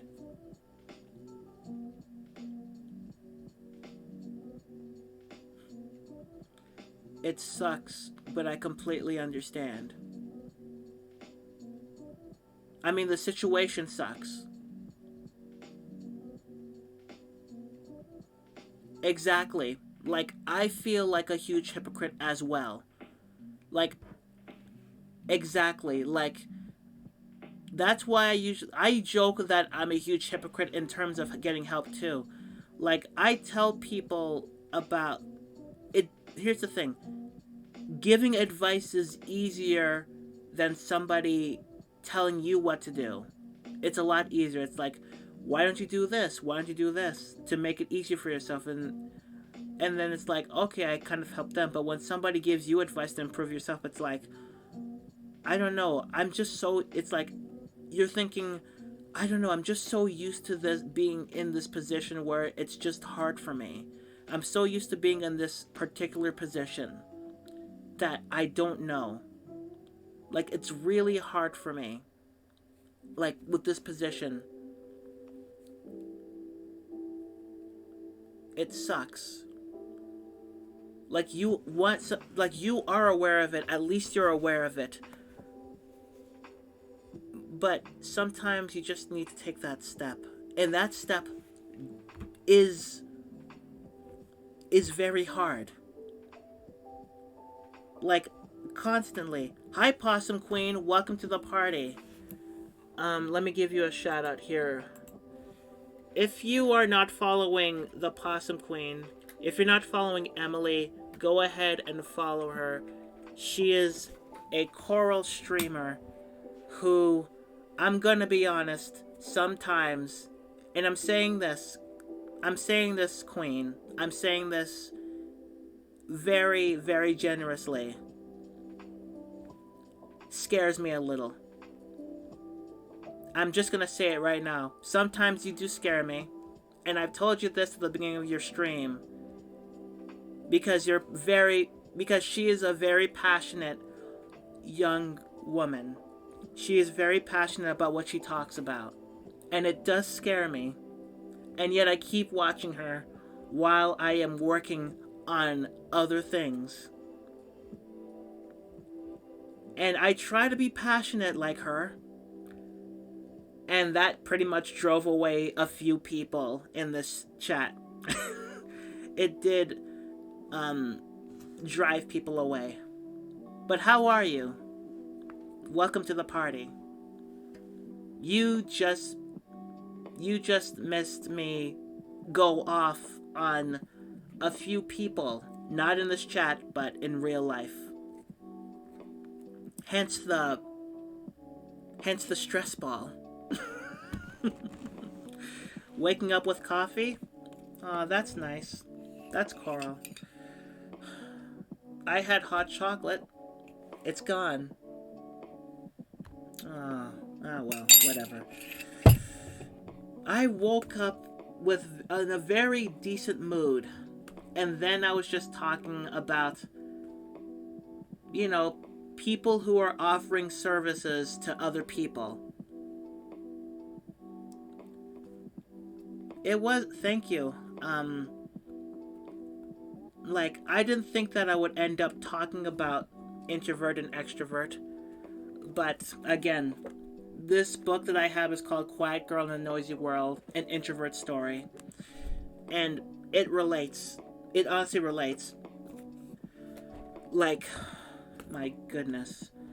Like, I honestly, as a kid, I used to be an extrovert.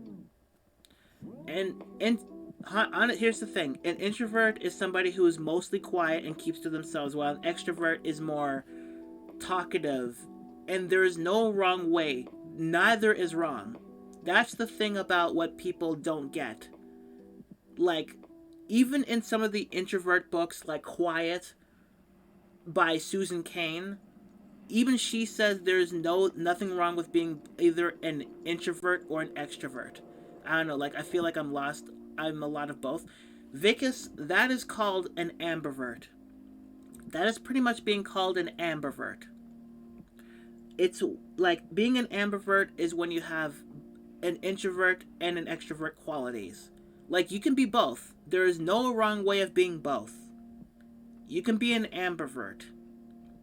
Like, I'm what somebody calls an introverted ambivert or a quiet ambivert. I can be quiet. I can be very outspoken on like Twitch, on Twitter, on somebody else's stream or whatever, and I can talk a lot on YouTube, like do video essays and all that. The thing is, like, outside of that, I don't really talk. Like, my nephews are little kids. They're like 8 or 6 years old, and they talk a lot, but I have nothing to say because I can't say anything. Because that's, like, how they're acting is exactly how I used to be when I was a kid. And I honestly was an extrovert in school, and then when I grew up, my words just started getting less and less pronounced. In real life and online, you're very talkative. Okay, you just don't open up to people at all. That is exactly how you just don't open up to people. That's totally fine. Like, yeah, I was gonna say that Blue Deus is exactly pretty much like that. Like, I don't open up to people. I will talk to people. I will, like, talk about some aspects of my life, but not in real life. Like, whenever, like, in school, exactly. In school, yeah, exactly. Hi, El Swap. El Was. Welcome to the party. You recently came out of the closet? Congratulations. It sucks? How so? Because everybody has different points. Everybody, last few homies of your orientation, F them. Honestly, F them. Elwas, F them. When somebody comes out of the closet, you will lose a few people along the way. But you will gain people who will be your friends and allies. So the people who... Exactly, Vicus. Though if they don't respect you, they were your best homies, then F them. It sucks, but F those people. Because you will find people who will be not only be your best homies, but they will support you, they will love you, and you will find people who will love you back. Honestly, you will find people who will love you back. And they will make you be, if you wonder you're asexual, I'm not judging. I'm a pansexual trans girl. My family, my sister doesn't know, but my mom and dad, I don't know yet. I haven't come out to them yet, but honestly, that's good for you. Good for you. I am not judging. But if, honestly, it's just not humans, that's totally fine. Honestly, that's totally fine. Just know that you will find other people who are in the same position as you, who have, like, people have come out and they have lost people. Not everybody will be supportive of everybody who's come out.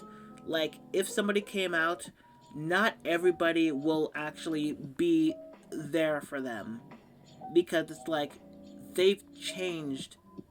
Losing friends sucks, but you will find other people. You will find other people who will be there for you.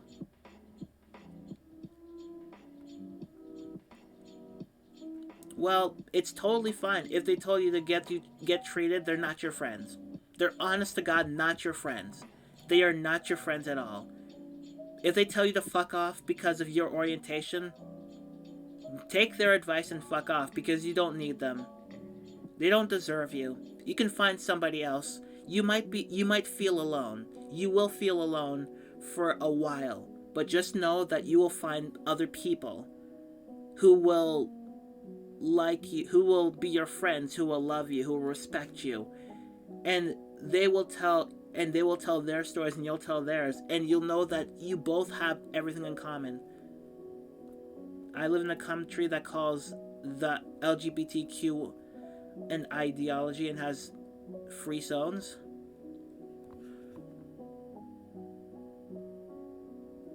Oh my goodness. I mean,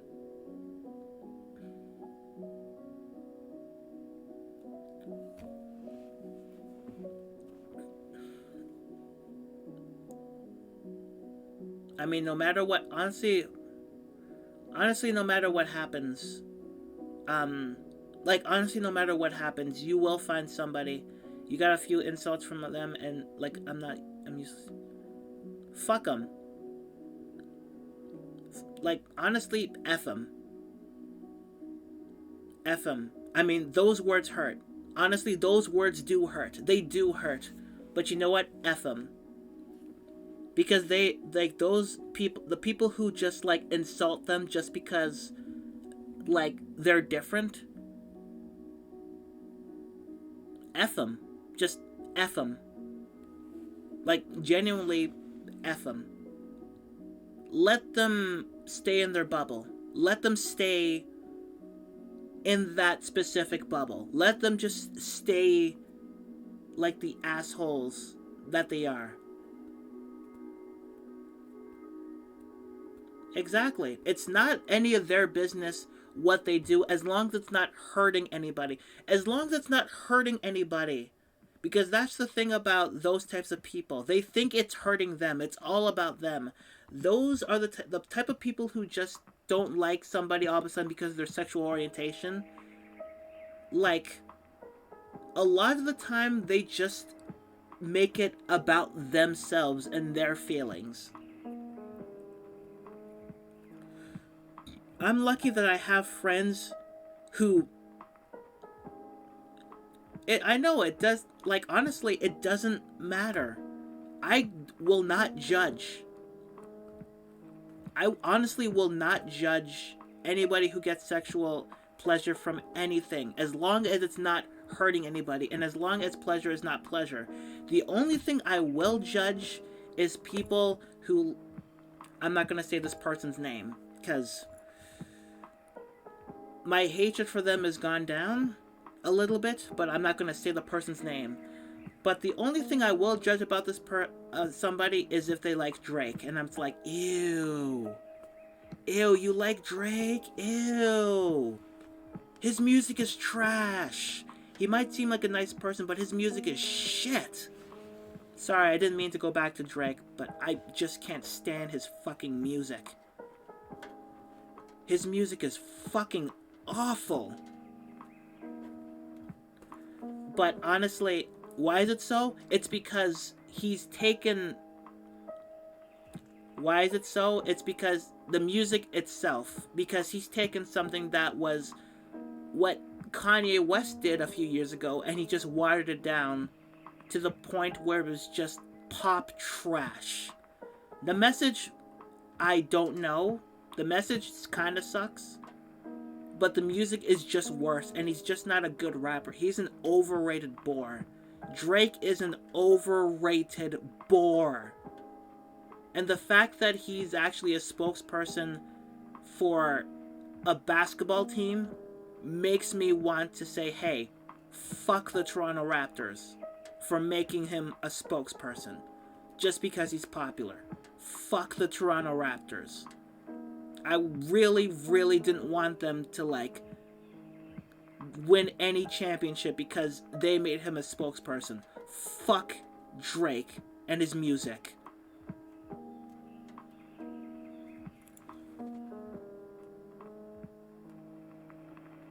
Those people are insecure as shit. Like I said, like Vicus said, like I had like homophobic tendencies when I was a kid. That was because like I thought it was popular at the time. It was the mid 2000s and homophobic slurs were kind of just a thing. And then I grew up and I was like, huh, I think I'm bisexual. And then it turns out I think I'm trans, and then it's like, holy crap. So when you say these things to other people, it's like you're just revealing or repressing something about yourself. Now I just want to stop feeling that mental suffering. There are people who can help you. Elwas, there are people who can help you. And there are people who know how you're feeling. Society builds this idea that people need to defend themselves from these foreign enemies like almost everywhere. That's because they have like they are those certain people are dickless. They are genuinely dickless.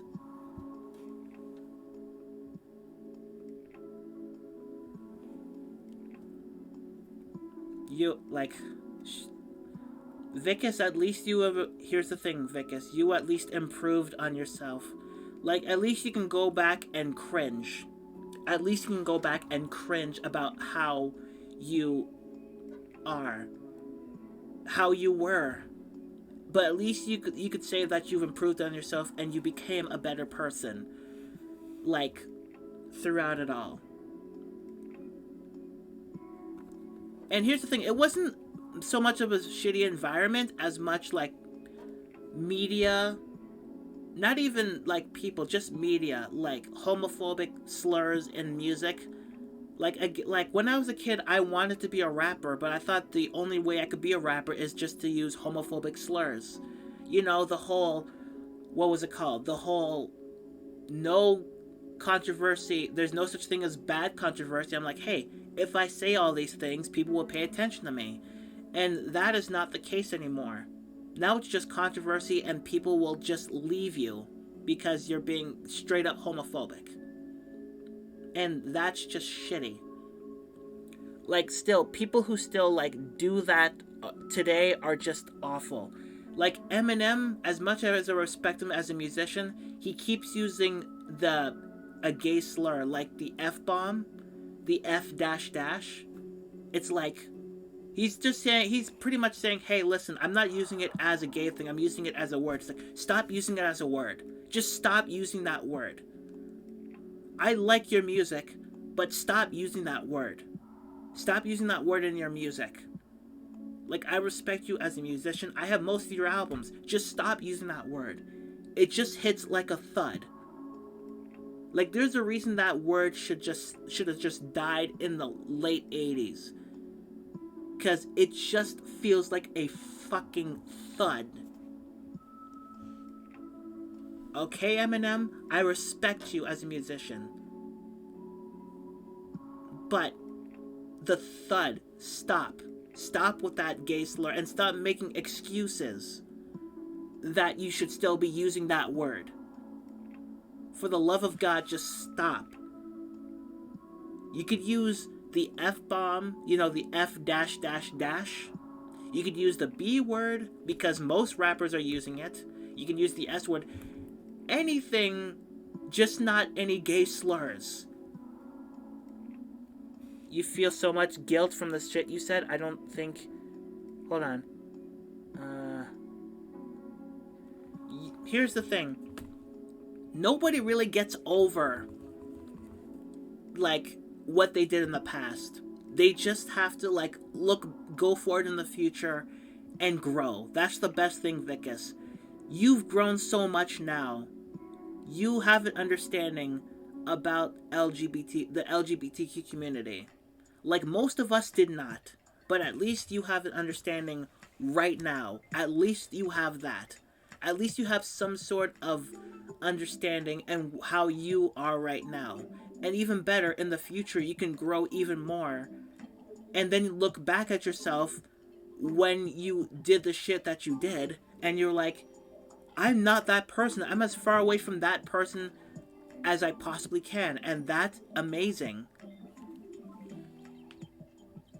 You feel some guilt, Possum, about casual homophobia, transphobia, racism. The thing, as a young teen, here's the thing.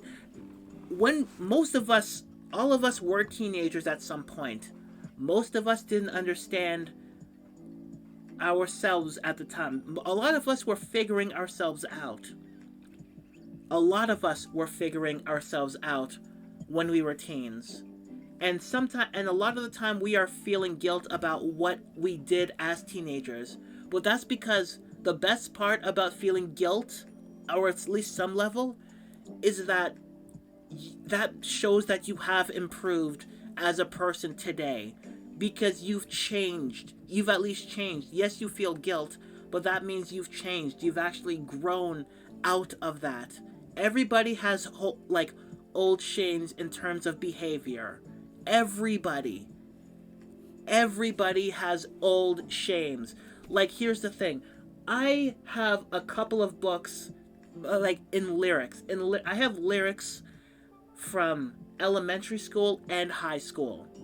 Like, the lyrics in elementary school were mostly homophobic and stupid and really, really dumb. But then I went to high school and I'm like, holy crap. Like, I looked over the lyrics in high school and I'm like, I've improved. I've at least improved on everything. Because I went from homophobic to... Honestly, I don't know what I was writing, but still. Yeah, here's the thing. As a kid, here's the thing. I grew up in Catholic school. Like, my mom is Muslim, my dad's Christian. Like, I grew up I was raised in a Catholic school. Like, I was completely raised in a Catholic school. I don't know, it's really hard for me to give any slight kind of forgiveness. Then that's fine. Do not forgive your past self. Forgive yourself. Like, here's the thing. Vicus, do not forgive your past self. That's totally fine. I don't forgive my past self. Not many people want to. That's why it's called old shame. That's why it's called old shame. You're ashamed of who you are back then. And the best part is that you can move on. You can look back and feel ashamed of yourself, but at the same time, you can go forward and be better than who you were. Just like now. You right now is better than who you were back then. That is the best part of old shames.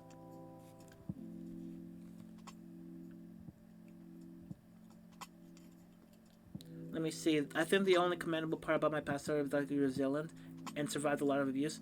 Yes, exactly, Possum. Like, the darkest part of life, like, all the darkest part in life is just, like, you could survive a lot of abuse, and you've talked about what happened to you in your past. You talked about what happened to you in your past, and you're still here. Like, you're here, you're stronger than you were back in the past. You were stronger in the past. You've survived all of that. And you can be proud of what you went through, and you're still here. You're not in a dark place. You are not in a dark place, at least. At least you're stronger than ever. You're outspoken.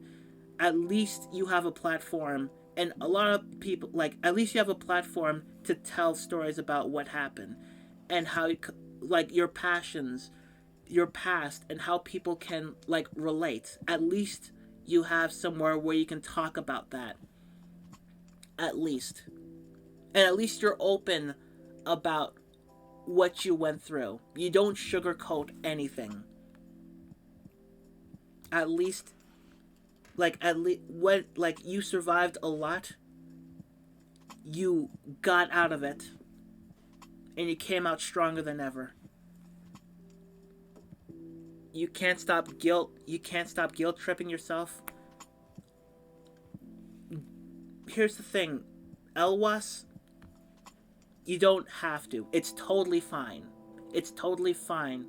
All your friends straight and you're asexual, honestly, that is 100% okay. As long as your friends like you for who you are. Like, out of my closest friends, I have two friends who I'm still kind of close to. Both of them are straight, both of them have girlfriends. But both of them are cis male and they're amazing. And when I came out to them as bisexual and I showed them the picture of my partner, they're like, I know. Like, we kind of knew. And it's like, actually, I came out to one of my friends. My friend actually who's getting married, I came out to him, but my other friend, somebody else came out to them for me.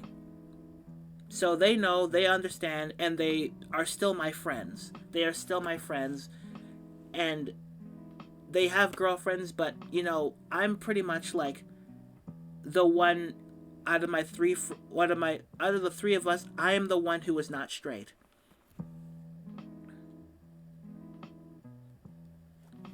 None of it was your fault, Possum. None of it was your fault. You don't have... I know you still feel guilt for the abuse you dealt with a long time ago, and I'm glad that you're starting to feel less guilty. It's not your fault. Honestly, none of it is your fault. The people who abused you, it's their fault, and fuck them. It's not your fault. It's important to remember when you deal with abuse. That's an important thing to remember when you deal with abuse. If it isn't because of something you did to others, but what others did to you, the guilt is irrational and a part of what we've been conditioned. Exactly. Like, honestly, guilt happens to everybody. And the thing is, it's not rational. Like, it's rational to feel guilt, even though you don't know why. I think that's a contradiction. You feel guilt, but you don't know why. It's insane, and it's a contradiction, and it doesn't make sense. But guilt doesn't make sense sometimes. You can do something. That's why there's such thing as imposter syndrome, because it is a form of guilt. But when the guilt comes from the fact that there's abuse happening, like when there's abuse happening and guilt happens to the person who's being abused, it doesn't make sense. But at the same time, it's that dark part where you're like, what did I do wrong? In terms of abuse, it's like, what did I do wrong? Like, why am I like this? What did I do wrong? What did I do wrong to this person? How come I'm like this? How come I'm me? How come I feel like I can't grow? So it's along those lines.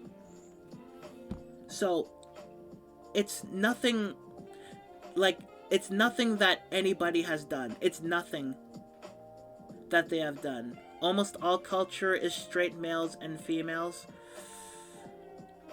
Not really. I mean, here's the thing. Not every story in culture is told. Not every story. Like, there are the most well-known stories in culture, but there are stories that fly under the radar. The obscure stories. So not all culture. I know you said almost all culture, but there is not everybody fits the straight male or female. Nobody fits it. Like, there are stories where throughout somebody's life, that they don't know what is going on.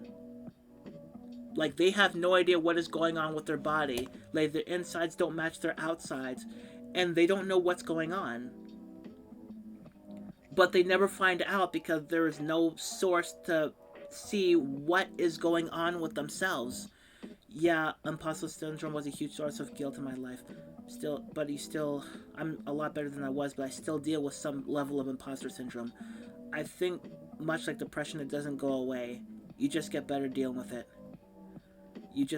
Coming out as trans is what helped me deal with my imposter syndrome.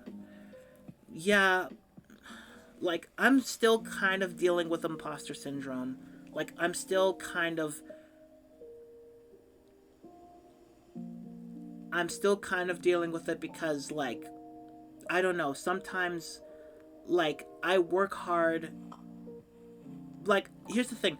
I deal with both imposter syndrome and envy. But like I'm glad that like coming out helped you deal with imposter syndrome. It's I'm really glad that you're getting better. I mean, it's not like it's like depression. It doesn't, like you said, it doesn't go away completely. Some days it just comes biting you in the ass. Some days it just bites you in the ass. And it's just like it knocks you down and you think you can't do it. Like I have that. That's why I didn't go to work for like a month because the depression just hit me and I just hated myself. Like hating working there, not because of the environment, not because of the people, because every time I go to work at that place, I just feel like garbage. It makes me feel garbage. It makes me feel like a whore. And not in a good way. Wait, ignore that last sentence. It makes me feel worthless. I'm doing it for the money, sure. I've said before I'm going to work for the money. That's why I'm trying to look for another job. Maybe freelancing, but even that's like getting... I already said my thing. Look at series like Metro or Stalker and Stalker Learning. I've never heard of those games, so I apologize. Yeah, a lot of media, especially older video games, are centered around... Exactly. I'm glad that, like, we can... Like, I'm glad that, like, games... It's a book series, mainly? Ah, I see. I thought you were talking about the Eddie Murphy movie that nobody watched. But although it's actually a lot better than Beverly Hills Cop 2. I'll be right back. Time for another puff and a coffee. Love this chill stream. Oh, thank you. Thank you for coming by. I'll be here for at least another 30 minutes. I really, honest to God, gotta stop putting caps on my streams. Like Hollow Knight. Here's the thing. Like, I am really glad about, like, it's a Russian Slavic post-apocalyptic series. I gotta check that out.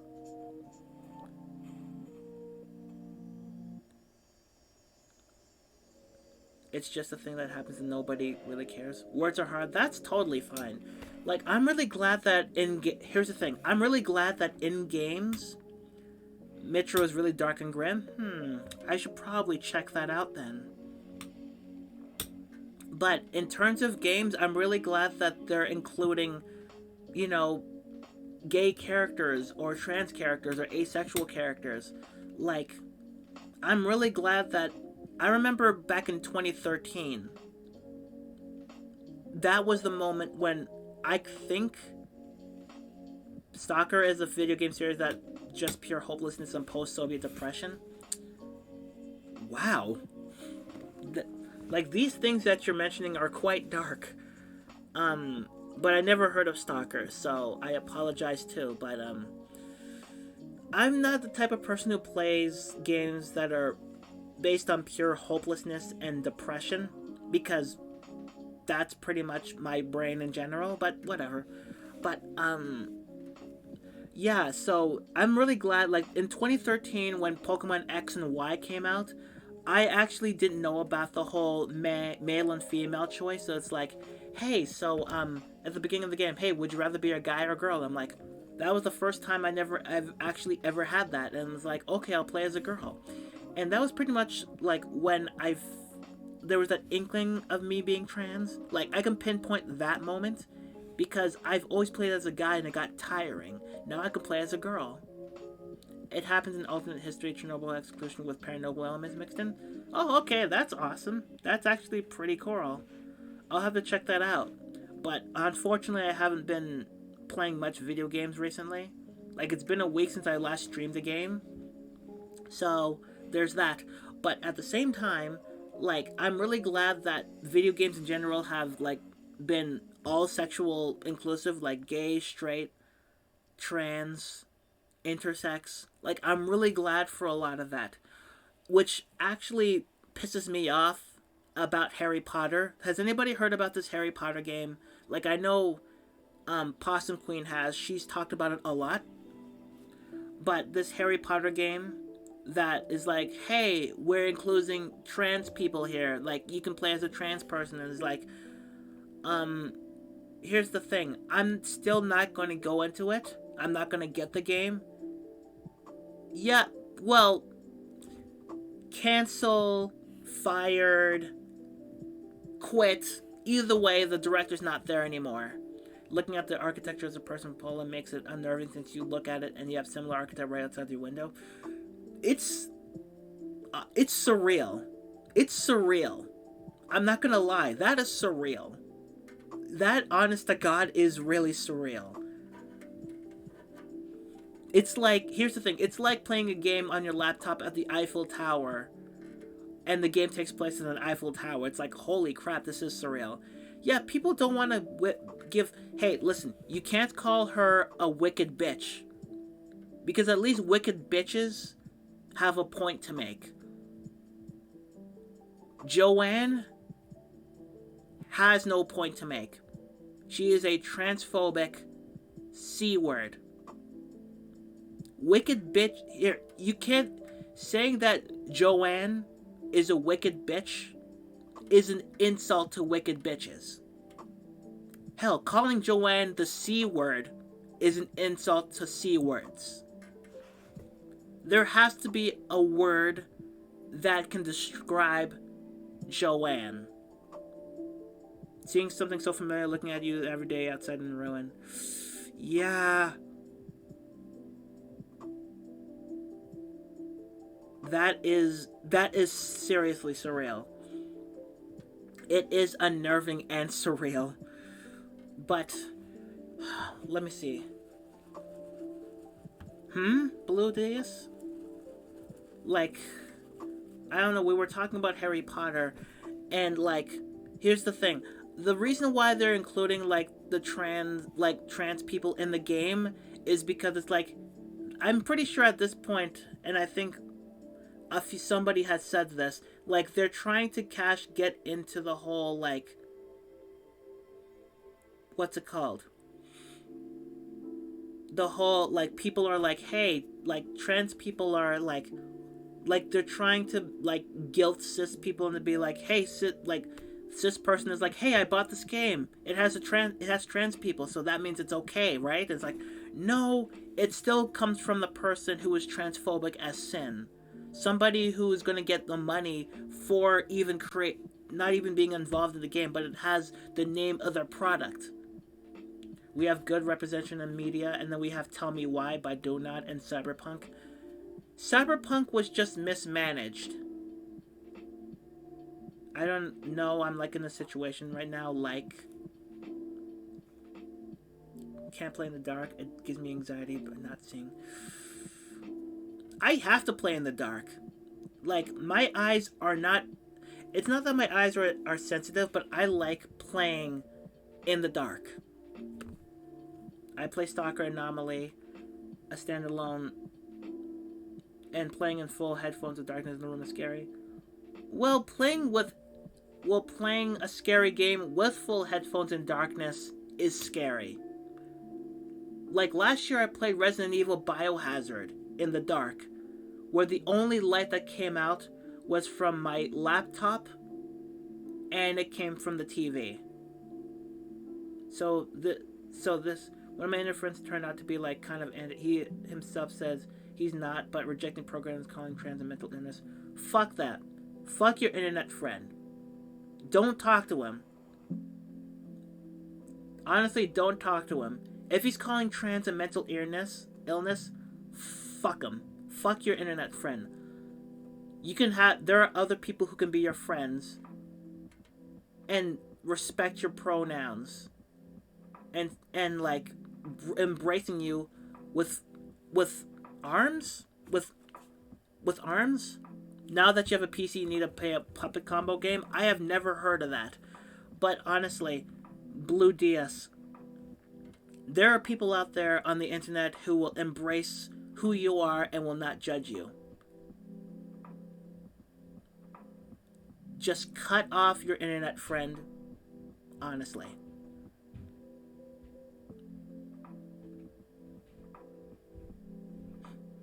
Hearing the dogs wolfing and shooting of the guns, and seeing and hearing the calls for your help from your faction members, and then coming to the place and seeing both sides wipe each other. It is creepy. Yeah, exactly, Blue. Abandon that person. They're not worth it. Like, they're not worth it. If they don't care about your well-being or anybody else's, F them. And you see their dogs eating their bodies. That is disgusting. It's creepy as F. But hey, we've been through worse. We've had wars. We've had wars over oil. Dogs eating their bodies. That is a bit disgusting, but yeah, that is dark. That is pretty dark. But, like I said before, if somebody is transphobic or homophobic and just won't stop, leave them. F them.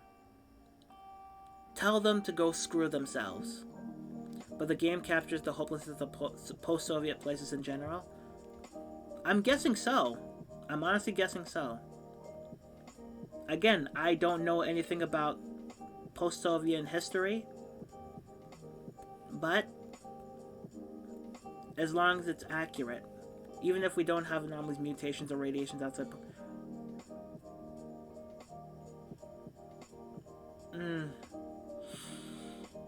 Even if we don't have anomalies, mutations, or radiations outside, post-Soviet places are just hopeless vibe. I mean, yeah.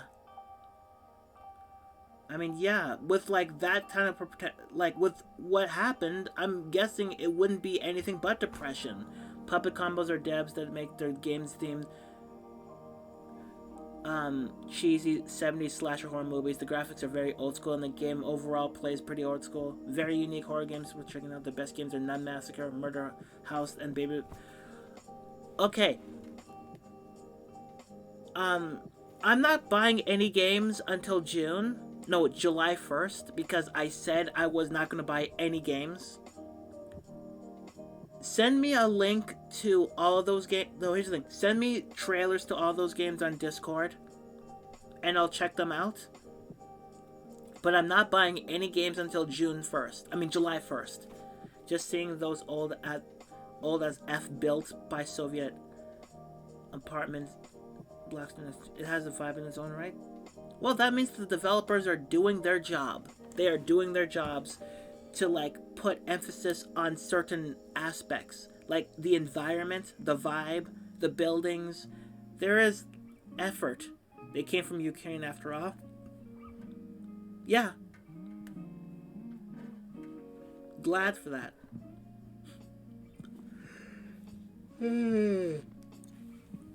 Sorry, I woke up at around... What time? I woke up at around... What time did I wake up? I woke up at around like 4 in the morning. Passed out. Woke up an hour before the stream started. So, it's amazing.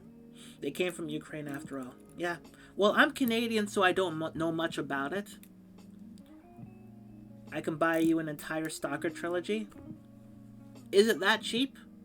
If it's that cheap, you can go right ahead. But the thing is, I only have a PC and an Xbox One, which I can stream through. That's the only thing I can do.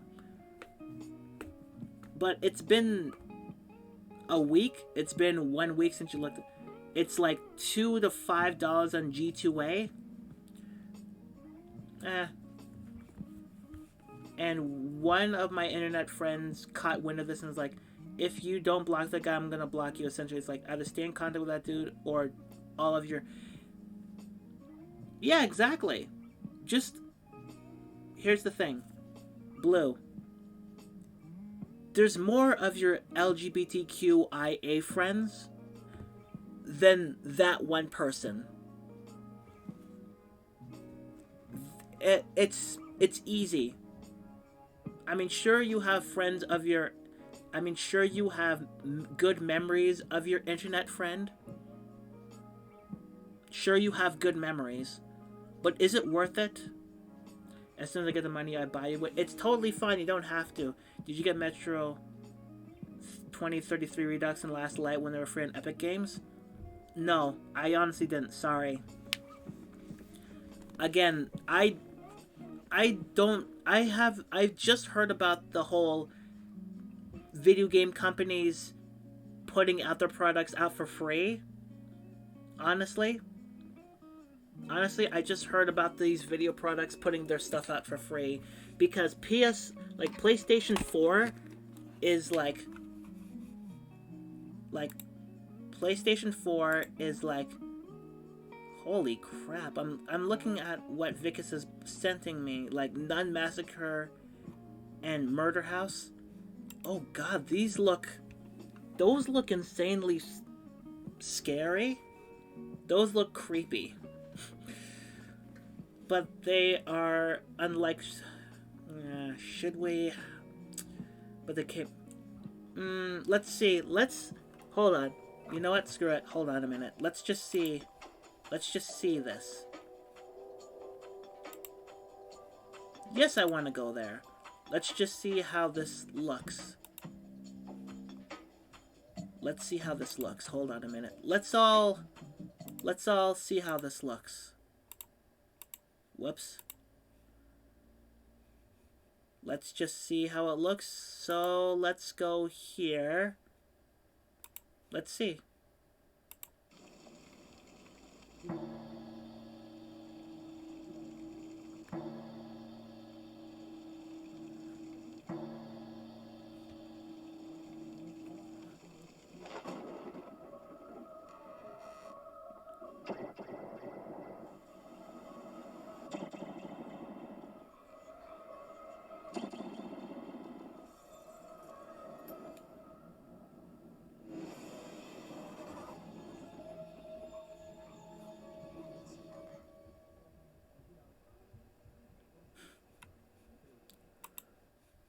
Okay, let's see this puppet combo game.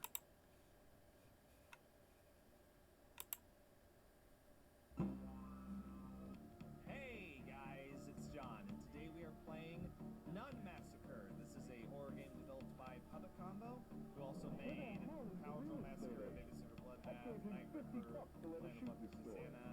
You guys know he is by now. This game came out several months ago, and I just haven't gotten around to playing it, so it looks like The mere mention of his name sends shivers up the spines of parents across the country.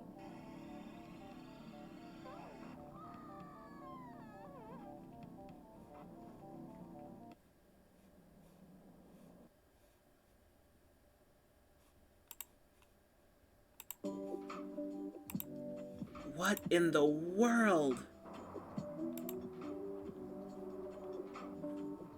Welcome back, Possum Queen. We missed you. Metro games on the hardest difficulty are pretty fun. Literally every bullet matters. You can't miss. Holy cow. Hope the coffee is really coral. I don't know if it's because you're a bit childish in your head or grown up, but it's kind of hard for me to abandon anyone. I don't know, I'm really like big on empathy, but I understand it's the right thing. It is the right thing. Do it. Honestly, do it, Blue. Blue, you just do it. It's not worth it. Like, I know you're big on empathy, but sometimes that empathy kind of runs out. That empathy does run out. come on, kid, get your ass up there. Is it still going? Oh god, it was still going. Sorry about that.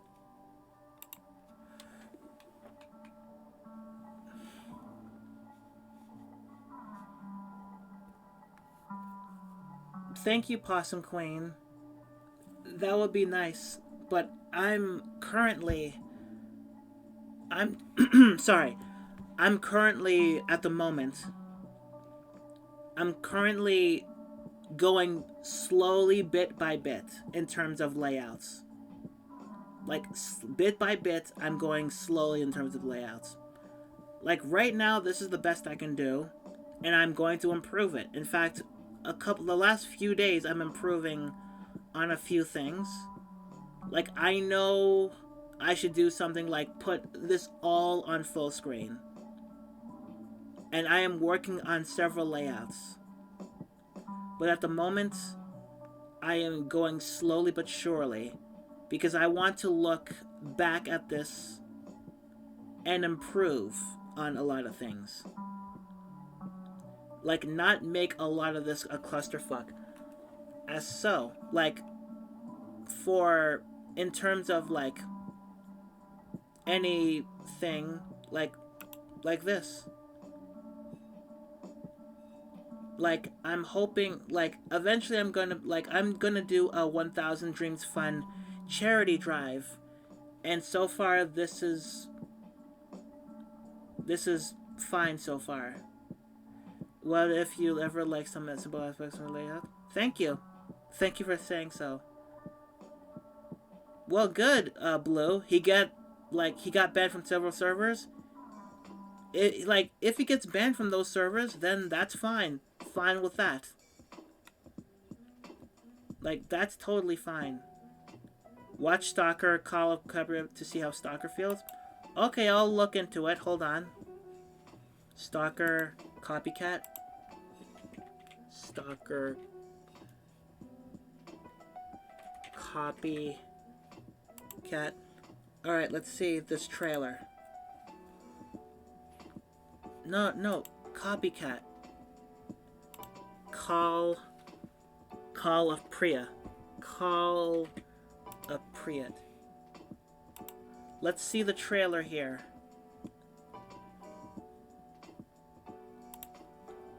Let me see the trailer here.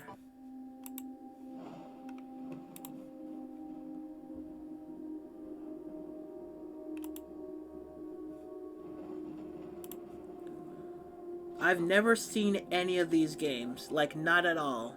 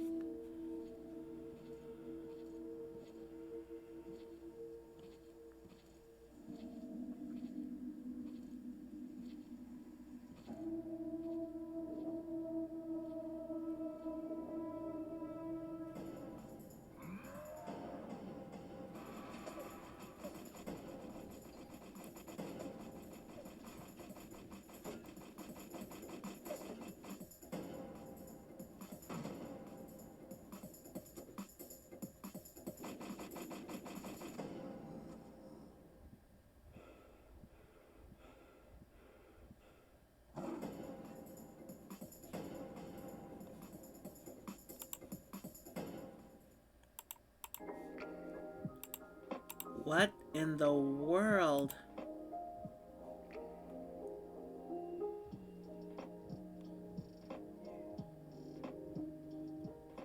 I've never seen this. I've never seen that. Rejected pronouns in one server and, like, made up his own to mock them.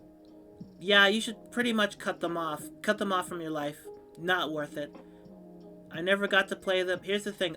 Stalker games are really cool. Never got to play them. Your computer couldn't run them.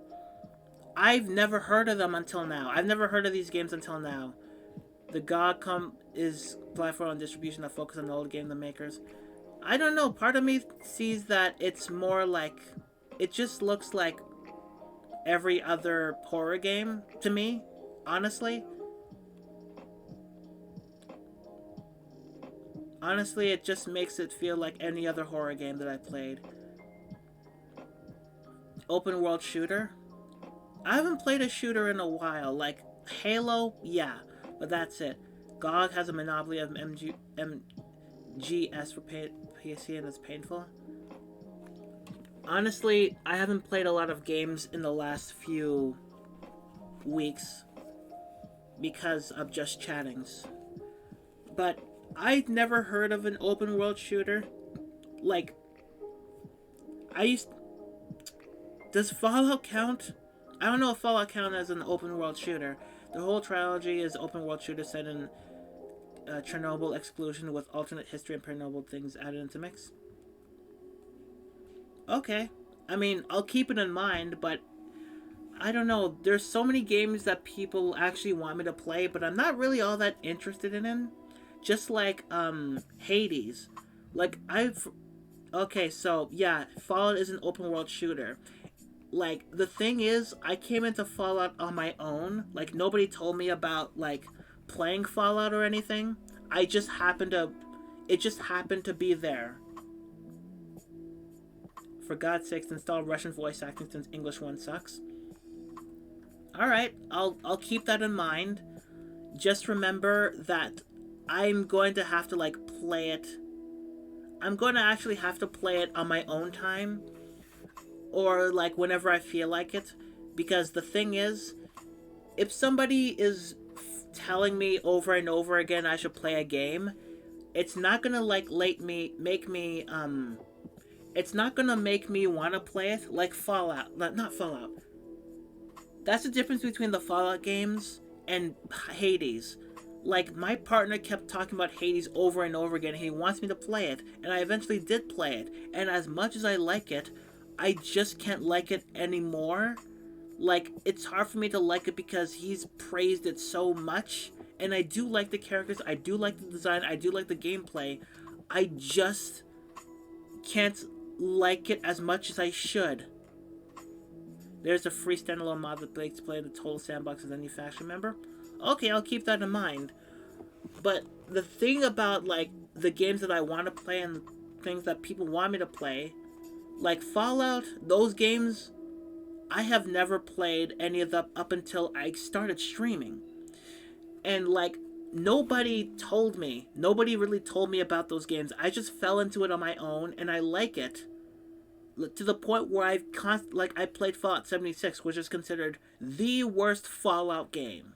It is the worst Fallout game in the series, yet I've played that game the most out of all of them. Out of all the Fallout games I played Fallout 76 the most. The worst one, the most.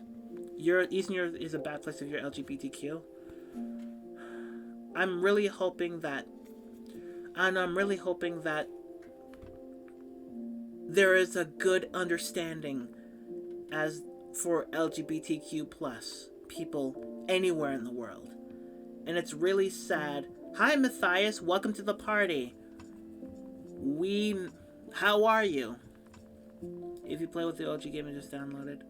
Again, I will keep that in mind, but here's the thing. This PC here is new. I bought it 3 weeks ago. It came three weeks ago, and I'm just trying to, like, I am trying to, like, be a little bit... I'm trying not to, like, ruin it with other games. Not ruin it, but make it slow down with things. I'm doing okay. We're just here talking about things. Games, LGBTQ communities, life in general. You got yourself ice cream and now and gone think about what's best because the guy wants to know if I block that mean friend. Tell them yes. Block that homophobic person. Then tell your friend yes. Like, block them. Like, block that homophobe.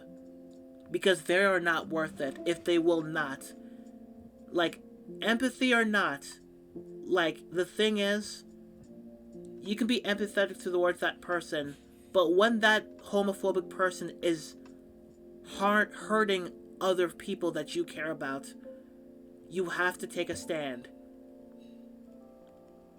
The people who care about your well-being, or the one friend who says is your friend.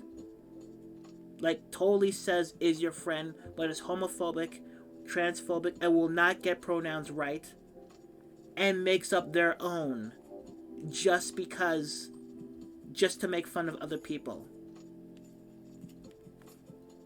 Stalker will always stutter since it always uses one core. I'll keep that in mind. But, I can't just sit back and get popcorn. Yeah, the thing is, you can't just sit back. Exactly. Honestly, people like that are not worth your time, and before too long, they'll target you with hatred as they have with others. That's why you should just cut it off.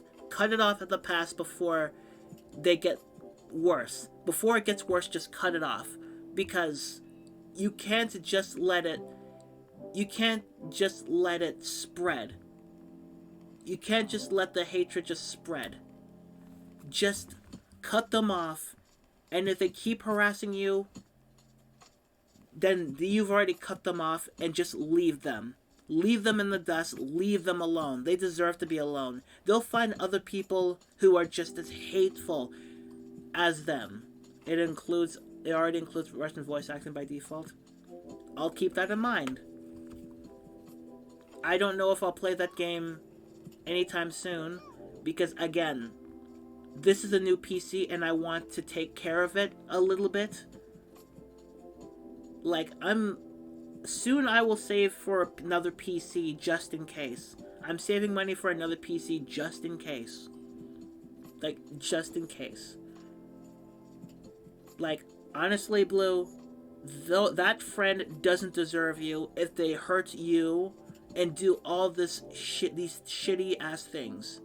Okay, Blue? Just promise. You need to play HK once you're over that X months. No game thing, though.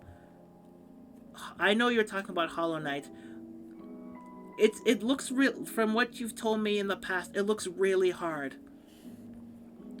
Like, it looks really hard. But the thing is, the first game I'm gonna be playing, and because I've made a promise to Chloe, I did make a promise to Chloe.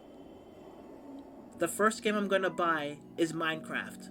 I promised her. I straight up promised her. You tried really hard to enjoy Hollow Knight? Here's the thing. It's okay. It didn't work out. That's totally fine. I tried really hard to play. I tried really hard to enjoy Fortnite. And if anybody remembers Fortnite week, Vicus, I think you were here. I don't know if anybody else was here. But if anybody was here during Fortnite week, just remember, I tried to like that game. And honestly, as much swearing as I did on the stream, that may have been the worst week. That may have been like, to the point where somebody just flat out said, please, for the love of God, just stop streaming. Just stop streaming Fortnite, it's okay. But I do have, like, a reason as to why I had to, like, play Fortnite. And I hate it. Half a year ago, I did the mistake of letting the guy stay friends with me after he said mean stuff. You have no other choice? Cut them off. Cut that friend off. Cut that friend off immediately, Blue. Like, here's the thing. Here's the best thing about mistakes. The best thing about mistakes is that you can learn from them. And you gave that friend a chance. They didn't change? F them. Cut them off. Leave them alone. You have other friends that support you, and you will make other friends who will support you. Let them be alone for the rest of their life. Let them be alone, let them be homophobic, and let them be a relic of your past. Just let them be alone. Just leave them. Straight up leave them.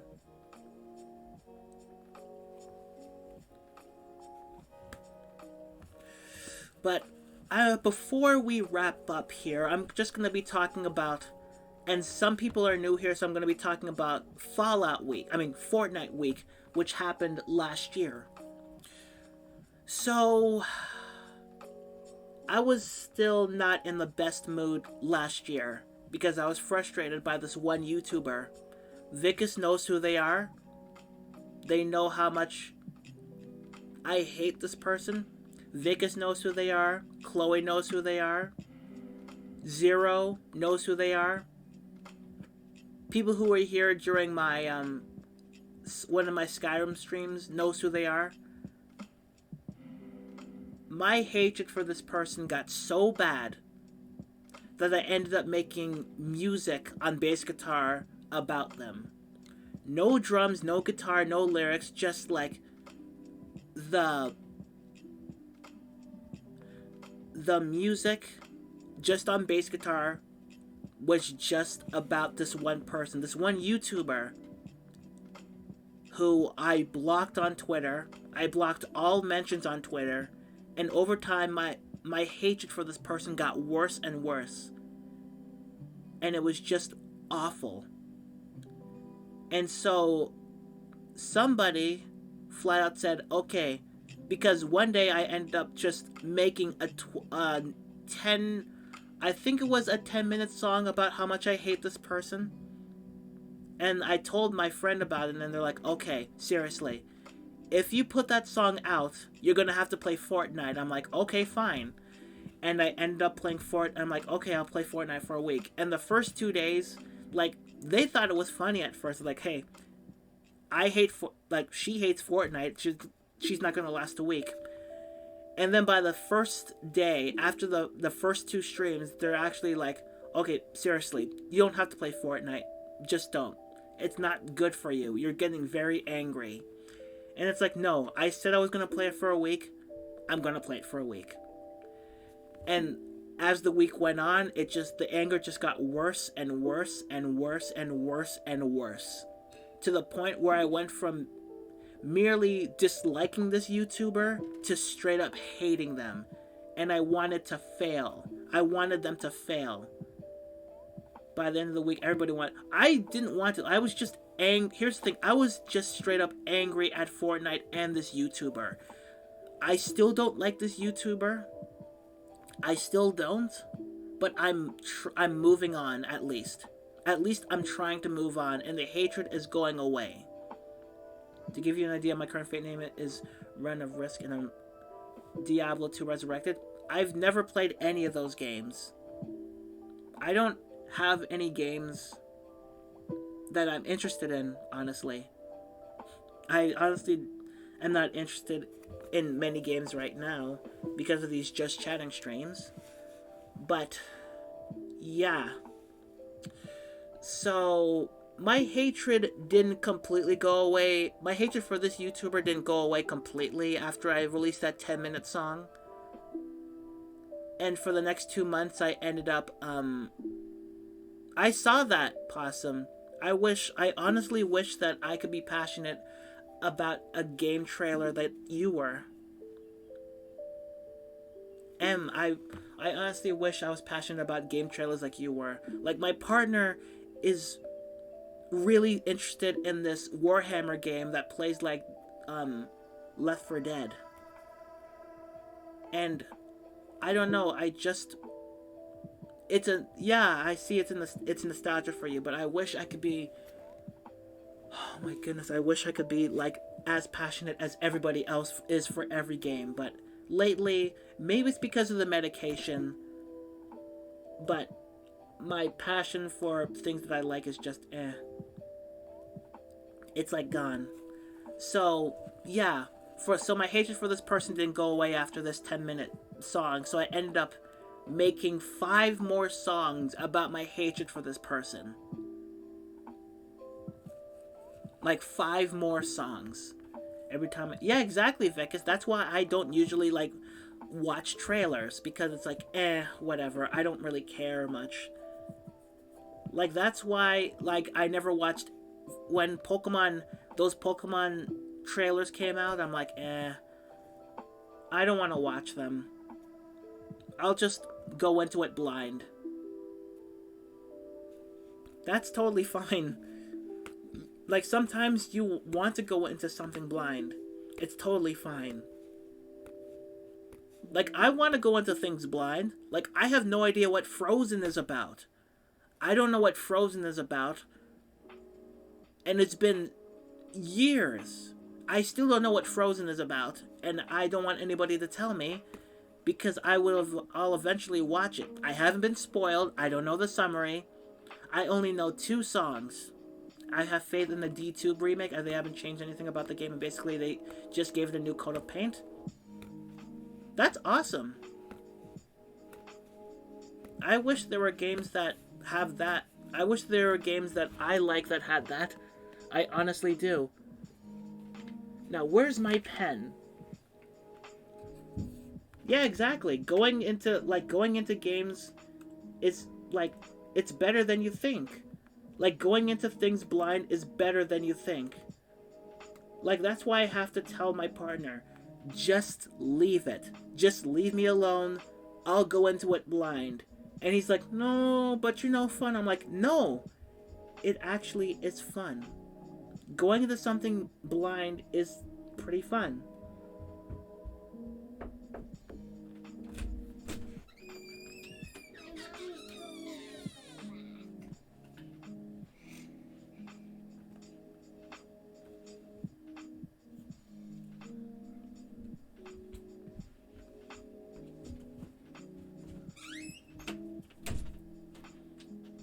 That was my nephew. Yeah, that was my nephew. Apologies. So, sorry about that. That was my nephew. So, we are going to raid somebody because we have to call it a day. We are going to call it a day. Not many people are here, but screw it. We're just going to call it a day. We're going to raid somebody. We are going to raid...